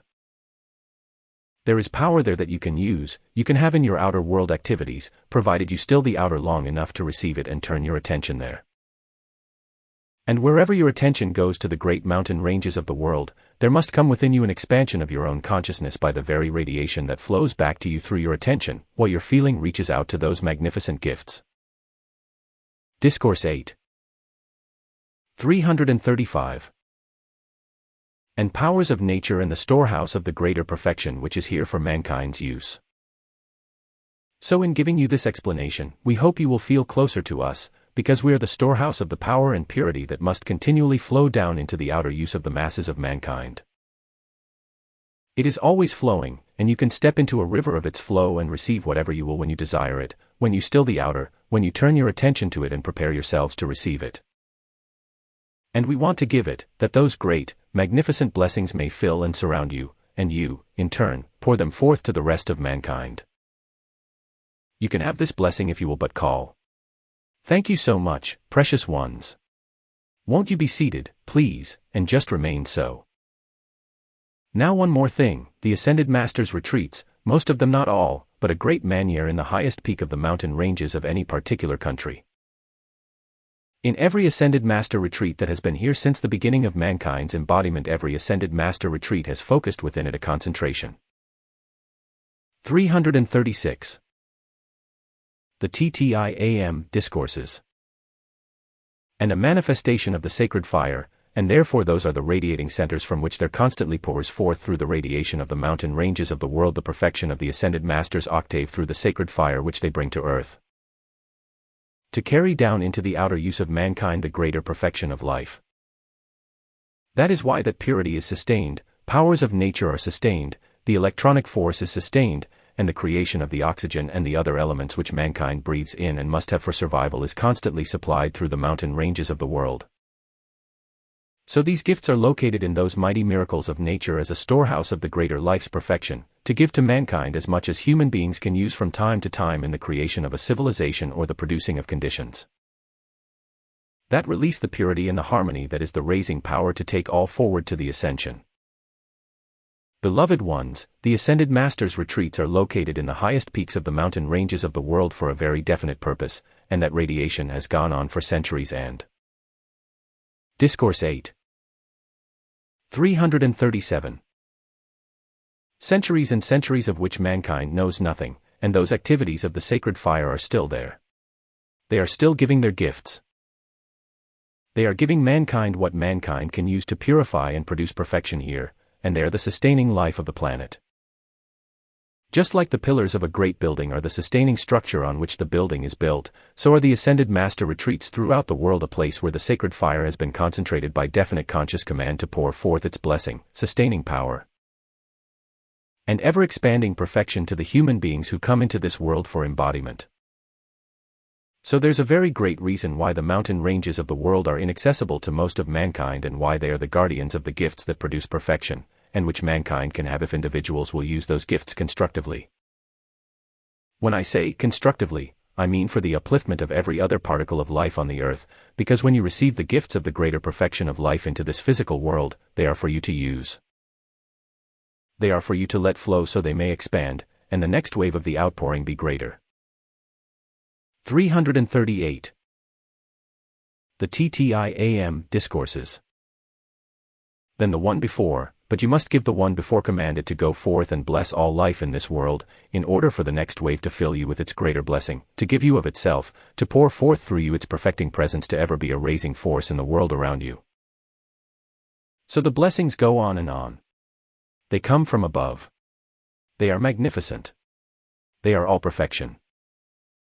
They are eternal, and they are given without money, without price, to all who will but turn their attention to the beloved IAM presence, and the ascended host, understand this law, then open the door by which it can bless the individuals who know of its presence, wish to use its power, and are willing to pour forth something of life to raise the rest of mankind into the fulfillment of the great divine plan. So the great divine plan is magnificent perfection and ever gives of itself to raise everybody and everything into its own great perfection. Do you not think love is a wonderful thing? Thank you so much. Now the greater love that gives the sacred fire of itself into the mountain ranges of the world, into the ascended Master retreats. Discourse 8. 339. Throughout the world, into the ever-expanding powers and blessings of nature that greater love must be allowed to pour forth through human beings, purify them, expand perfection through them, and raise them into the next octave of experience, raise them as masters over manifestation, that they, too, may use the greater life to again raise all they contact. So the blessing goes on. It's infinite and eternal. It is overwhelming to all human creation, and it is the master presence of the great sacred fire's love to life that comes from above, gives its all, ever expands its blessing, and is forever and forever and forever the master presence of life. One day, as I have often said to you before, one day I hope to open the door and let you see into that which I have been privileged to create and anchor within my retreat, to reveal to those who come to the perfection of the divine plan of eternal blessing and beauty to life. No matter what that life is, where it comes from, it will bless all and raise all to the greater perfection of that same beauty in the ascended Master's octave. Beloved ones, since these creations have gone on for thousands and thousands of years. 340. The XIII Discourses. The work has gone on through the centuries, it still will go on, but it is ever seeking an outpouring whereby it can give its blessings to those who as yet have not quite attained their mastery and realize what they are privileged to use as they understand what life can give. And the beloved IAM presence is the master hand that can use these gifts and bring them to outer existing conditions, that mankind may understand the right way to live life and go forward in the obedience that brings only joy everywhere forever. For, I assure you, there is no discord in the great powerhouse of perfection and light which has been located in the mountain ranges of the world, and there is no discord in the ascended master retreats throughout the world. The sacred fire does guard the immortal purity and gives it forever through the love that ever raises all into the same great perfection. So your opportunity is without limit. It is ever at hand, and it goes forth to carry its blessing to you, to all wherever you direct it, and it makes you master of circumstance. May you feel its great enfolding sacred fire heart presence of the purity and the love and the mighty power. Discourse 8. 341. Of the mountain ranges of the world to raise you and to raise all into that same great perfection for eternity. We are so grateful every time we can open the door and draw another life stream into that same great perfection, and we will always welcome you with the power that only love contains. Thank you with all my heart. Discourse XX. Beloved God Tabor, September 11, 1968, Shasta Springs, California. Record CD 1465. My beloved friends of the mountains, I come to you tonight to give you a concept of the mountain ranges of the world that I am sure, as you understand it, will bring you very, very great blessings, and will enable you to return great blessings and to help others as we want to help you. And it is this: the mountain ranges of the world are, in reality, storage batteries for the electronic force from the physical sun. For all the blessings of the powers of nature and forces of the elements that are needed in the physical structure of earth and are needed in the physical flesh bodies of mankind to hold balance of all the elements required to produce the physical body, produce the blessings of the 343. 344. The TTIAM discourses. Powers of nature, and to produce the magnificent substance that is in the structure of earth itself. When you realize how the great cosmic law concentrates the electronic force from the great central sun through the physical sun down into the physical atmosphere of earth, and then down into the plant life itself, I wish you to understand something of what the sustaining life is to the substance of this world, and it can be the same thing to your own flesh bodies if you understand the law and will cooperate with it. Now when through the powers of nature, and the electronic force that comes from the physical sun down into the structure of earth, and it activates, as you say, the plant life so that it grows, and then it gives its blessings to mankind, then it goes on, cycle after cycle after cycle.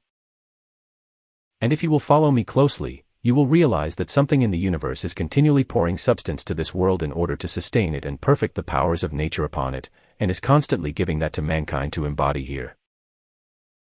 Sometimes when the powers of nature are not understood, mankind considers all the blessings that nature supplies as inanimate, or Discourse 8. 345. A concentration just of substance, but I tell you frankly, the powers of nature are intelligent. And the blessings of nature are grown and directed and sustained by intelligent cosmic beings who constantly pour their light and love and blessings to the earth for mankind to live and mankind to use and give in the physical octave and the activities of the physical world. If people understood that everything that is provided in this world is the gift of some of the great cosmic beings, or group of them, to produce that manifestation, you could become aware of the cosmic beings who are giving constantly of their great outpouring from the ascended master's octave. And you, too, could have it consciously in and around yourselves in any intensity you desire. Now this is true of the mountain ranges of the world. Most people love the mountains, but if you want the blessings of the mountains, and even though you love to be in the mountains, do not fail to give conscious recognition to the great powers from the great central sun that are anchored within the mountain ranges to hold the world balanced in cosmic action, all the time, in order to hold this world in its orbit around the sun, to hold. 346. The TTIAM discourses. The things in this world in balanced relationship with each other. And it is this balance that I wish to refer to, so that those of you who want the blessings and powers of nature to come into your world, so you may use them to produce happiness, fulfill the divine plan, and give their blessings to others, there must come this cosmic concentrated action of balance of all things in the physical octave. And the power that balances the substance in the earth is directed by intelligent beings, cosmic beings, who when they see mankind doing destructive things and destroying the blessings of nature and throwing out of balance the elements in the structure of the earth, there must come the time when the cosmic law and authority of those great cosmic beings speaks through the humanity of earth the command to cease destruction. Now there has occurred on this earth in many centuries past the sudden release into the atmosphere of earth of the control of certain powers of nature and forces of the elements, that has come suddenly into outer, physical conditions, and which mankind could not control, but to which mankind had to bow. Discourse 8. 347. And give obedience. These things will come again, and those of you who want the blessings of the mountain ranges of the world to come and give you their happiness and freedom to give to others, need to recognize that when you call to the gods of the mountains, they are the authority to bring anything and everything of physical substance into your hands and use to bring balance in your world, just as we bring the substance into the structure of earth to bring balance in the planet itself and into the system. The mountain ranges of the world are the storage batteries, so to speak, of the most magnificent electronic force, and some of the creations that electronic force produces through millions of years in the structure of the earth is the most beautiful you can possibly imagine. That is why I said in the beginning of this instruction, I have in my retreat certain manifestations of this beauty of which I speak, and it is power without limit. It is beautiful beyond all description, and no human eyes have ever yet beheld it. So there is in the structure of the earth and in the mountain ranges of the world the magnificent. 348. The XIII Discourses. Creation of beauty and power designed by the cosmic beings who have created the planet, control it, direct its destiny, and keep it sustained.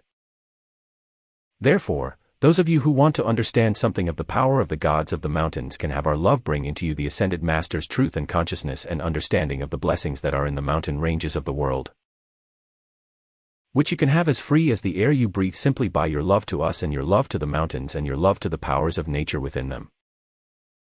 Now this doesn't have any reference to physical wealth or anything of the kind. I am talking about the radiation of certain conditions in certain mountain ranges of the world that are continually purifying the big cities, and many of the conditions in the powers of nature and forces of the elements that have been sustained throughout the centuries. Therefore, to understand all the blessings that the great cosmic law has stored within the mountain ranges of the world will enable you, as you think upon them, to receive back the radiation that they are constantly pouring forth to hold balance. Discourse 8. 349. In the world. And as you accept the radiation of the purity in the mountain ranges of the world, you can draw that in and around yourselves to sustain it in the atmosphere about you. And it will be a powerful protection to you also. This has much to do with the maintaining of the health of mankind throughout the world. If this were not pouring constantly into the big cities in order to hold a certain amount of purity and balance, mankind would not maintain sanity. Because of the discord in the emotional body, mankind's brain structure would be out of balance. This has much to do with the health of mankind and should be understood by those of you who know this law. Thank you so much. Won't you be seated, please, and just remain so. If you will remember, the beloved Saint Germain said in the beginning of this instruction that the mighty God of the mountain, the Himalayan range, the mighty Orion who directs that sent forth like a snowstorm of golden flakes into the atmosphere of earth to maintain certain purity, that mankind might breathe more comfortably. So mankind owes a very great deal of gratitude, or should pour it to the gods of the mountains. 350. The XIII Discourses. The masses of the people do not even know the gods of the mountains exist, and yet we have been the guardians of these blessings down through the centuries. Now if we alert you to the blessings that come forth from the gods of the mountains, the blessings which come forth through radiation from the mountain ranges alone, you can accept that, and you can ask it to be concentrated in and around your being and world, and have its blessings and its beauty and its perfection. And more than that, you can have within and around yourselves the concentration of our power to hold that wherever you abide and pour it forth to others to help, to heal, to harmonize, to protect, and to illumine. These blessings go on forever because they are eternal. And they are placed in the structure of the earth itself for the use of mankind, and as the elements are kept balanced, beauty, perfection, and victory without limit can come, consciously drawn in and around the human beings of this world. When they understand this law and understand the amount of love that it takes from cosmic beings to grow the blessings in the mountain ranges of the world as well as the powers of nature upon them. Discourse 8. 351. Do you know how much electronic force it takes to create a diamond in the structure of the earth? Century upon century upon century does the mighty Helios pour the concentration of the electronic force into the substance in the crust of the earth to produce what you call a diamond. Well, this same electronic force is pouring constantly, and has been pouring constantly, to create within the structure of earth these many, many, many substances that mankind uses in outer physical conditions to fulfill the divine plan and to use as the outer self desires to use it. When those blessings are not used constructively, then you have what you call danger from the powers of nature and forces of the elements, but when they are constructively used, there is no danger from the powers of nature and forces of the elements. When the mighty God of the Himalayas poured forth that golden substance throughout the atmosphere of earth, it was to produce a certain amount of purity that has held a certain balance in that portion of the world in order to keep destructive forces from completely annihilating the handiwork of the cosmic beings who have created the planet. Now this thing is 352. The XIII Discourses. True within your own physical bodies. If you understood how the heart flame of the great central sun, how that heart flame creates a planet and pours its life and love and blessing into it and pours the intelligence into the powers of nature and forces of the elements to grow and fulfill the great divine plan, you could, consciously sending your love to those great beings, and even to their manifestation, your love to them would draw back to you their blessings to you as individuals. Now this I am coming to is to help you hold balance in your emotional bodies as well as in the mind and the chemical components of your bodies. There is only one thing that causes distress, and that's when something is out of balance.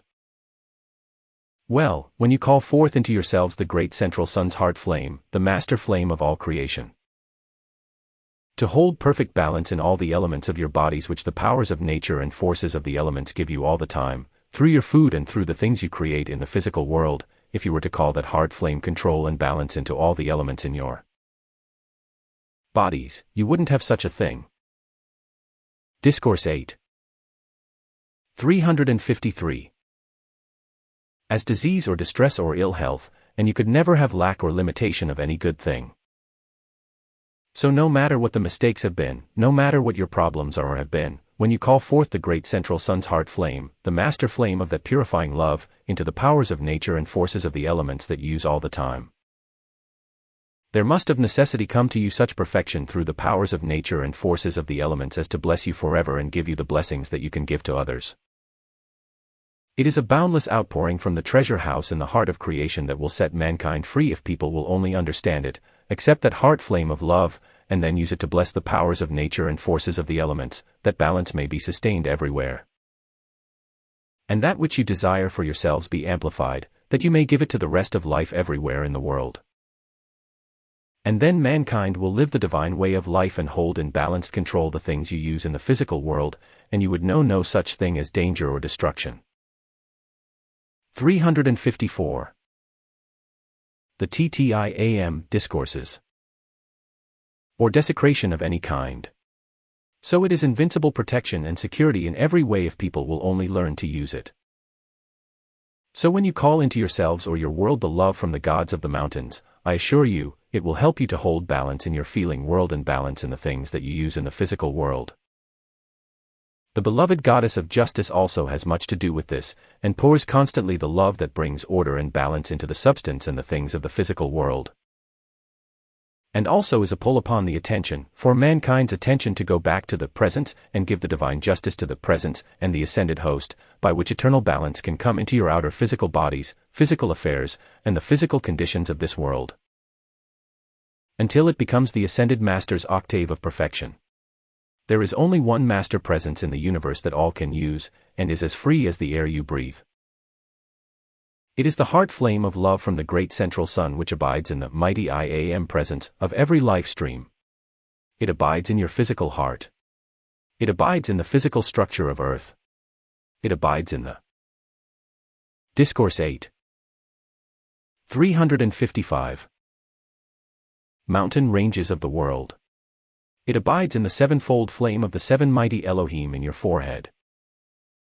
And it is the controlling presence, the master flame that controls all substance, all energy, all consciousness, and this is what is ascended master obedience. This is ascended master feeling, and this ascended master consciousness will forever prevent the mistakes and the discord that mankind has generated, past and present. So it has a protective power quite as well as a supplying and harmonizing power that is stored in the mountain ranges of the world. When you see the limitless amount of energy that the powers of nature use to grow the plant life of this world on the mountains of the world, you must realize that that is drawn here by some great cosmic consciousness that is without limit and is forever the master presence of perfection.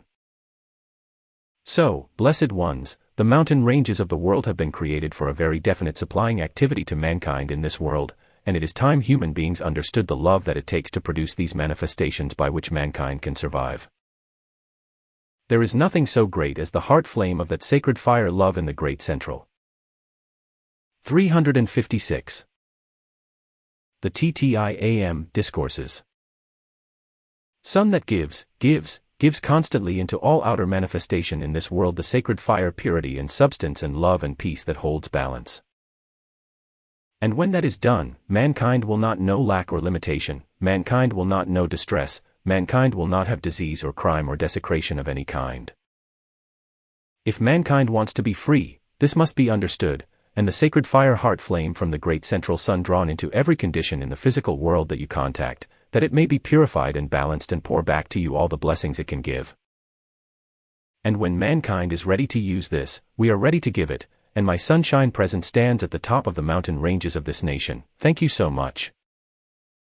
I have guarded and guarded and guarded the blessings, the wealth, the perfection without limit, and the beauty that the great cosmic beings have created within the mountain ranges of the world, and I shall still guard it until mankind, purified, is worthy to understand it and see it and love it and bless it and help it expand for the rest of eternity throughout the world when purification is established forever. Discourse 8. 357. Mankind cannot have these supreme blessings of life until purity has come into the feeling world and the consciousness of mankind, and the outer consciousness made as pure as the mighty I Am presence, and the ascended host. And it is this purity and beauty and perfection held in safeguard in the mountain ranges of the world that is the sustaining of perfection in this world through the powers of nature and forces of the elements, and if mankind were to have that removed, you could not exist here on this planet. Your physical bodies could not be sustained. So you owe more to the mountain ranges of the world than you'll ever understand until you come into the ascended master's octave for eternity. And then, as master of the powers of nature and blessings that are given constantly to the mankind of this world, you, too, will become the outpouring of the beauty and perfection. The substance and the energy from the ascended master's octave drawn here by the sacred fire love which the ascended master's octave is. This world must be filled with the ascended master's sacred fire love, as well as that from the beloved mighty I Am presence, and from the great central sun, if the conditions in this. 358. The XIII Discourses. World are to be purified and brought into the perfection that hold balance for eternity and takes mankind through to the ascension. There is no other way. The cosmic law demands it. And when people don't want perfection, which indestructible purity and love are, then certainly something needs to be consumed in the consciousness until the light of eternity illumines the mind, and the purifying heart flame of the great central sun, through the heart, purifies the emotional body. And the outer self, held in balance, receives the perfection, and then gives it to the rest of the people in this world to be sustained for eternity, and discord will never again be allowed to be created here. So it is the end of the cycle. It is the end of mankind's distress. It is the end of mankind's destruction. Those of you who want the mountain ranges of the world to yield to you their blessings, you will find you can open the door as easily as you can look into the heavens when you call forth the great central sun's heart flame of all purifying love to bless and bless and bless the powers of nature and forces of the elements in the mountain ranges that have blessed you for eons of time. Discourse 8. 359.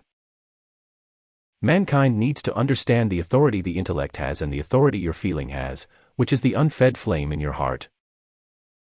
To reach to the heights of creation and draw the eternal love of perfection into everything in the physical world and establish here the perfection that fulfills the divine plan and holds balance, not just for yourselves, holds balance in the structure of earth itself. holds balance in the mental and feeling world of the rest of mankind, holds balance in the powers of nature and forces of the elements, and holds balance in the world itself, so cataclysmic conditions can never come here again in the future.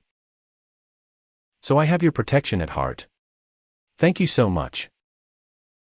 So from tonight, whenever you think of protection that is needed for others or for your nation or for that which is constructive to be protected, don't hesitate to call forth the mightiest sacred fire love from the great central sun heart flame that has been drawn into the mountain ranges of the world. Call forth that love through those mountain ranges to bless them, and then draw it in and around yourselves, draw it around the rest of mankind. And the 360. The XIII Discourses. More you call forth that sacred fire love from the heart of creation, the more will every being of love in the universe pour to you the blessings that it has drawn in, through, and around the ascended masters, the cosmic beings, and the great angelic host. There will come in and around you whatever is necessary to hold the protection that enables you to give to the rest of the life in this world the same blessings from that heart flame in the great central sun that are stored in the mountain ranges of the world. This is eternal security when mankind understands it and uses it and dwells within it and then gives and gives and gives it to the rest of life. You cannot possibly ever again know distress or limitation in the eons of time that are to come. So as we call our legions of the angelic host, and there are unlimited legions who guard the blessings in the mountain ranges of the world, is the reason that certain places in those mountain ranges have never yet been explored by mankind. And mankind cannot come into them until certain purification takes place. And that purification is drawn into outer, physical conditions by the sacred fire's love from the Discourse 8. 361. Heart flame of the great central sun, as well as the heart flame of each one's mighty IAM presence, and the heart flames of the ascended masters and the great temples of the sacred fire, who pour that forth wherever it is called into outer physical conditions to purify, harmonize, hold balance, and fulfill the great divine plan that brings perfection to all, that all may be raised into the ascended master's octave as the beings who, of the future, can create a world or a system of worlds or a sun or a system of suns, for that is your ultimate destiny. That is what the great divine plan offers to life everywhere throughout infinite space for all eternity. And when that great presence gives all of itself to unascended mankind, it's time the intellect understood how great is life and how loving and wonderful is the beloved mighty IAM presence, and the ascended host and the great cosmic law of perfection that has designed a plan so perfect, so marvelous, so wonderful in its expanding perfection of eternity, that mankind cannot again create discord, and therefore, life cannot suffer again in this world. And it is to this end that we offer you everything that the love in the mountain ranges of the world can give. 362. The XIII Discourses. To you and all who will accept that invincible purity and the blessings of beauty and perfection that are forever pouring forth their radiation to bring peace to the earth and raise all into the victory of the ascension, for it is power unlimited, victory invincible, and perfection for eternity. We enfold you, then, in the diamond shining sun presence of all the love and purity and blessings that the mountain ranges of the world can give, and as we enfold you in that, you will find our miracle mantle of love's mastery is a very real, tangible garment, a very real, tangible presence around you that holds around you our perfection for eternity. And as we give it to you, it raises you into the condition that can give it to others, and it goes on, to ever expand the perfection that love alone can give and love alone can control.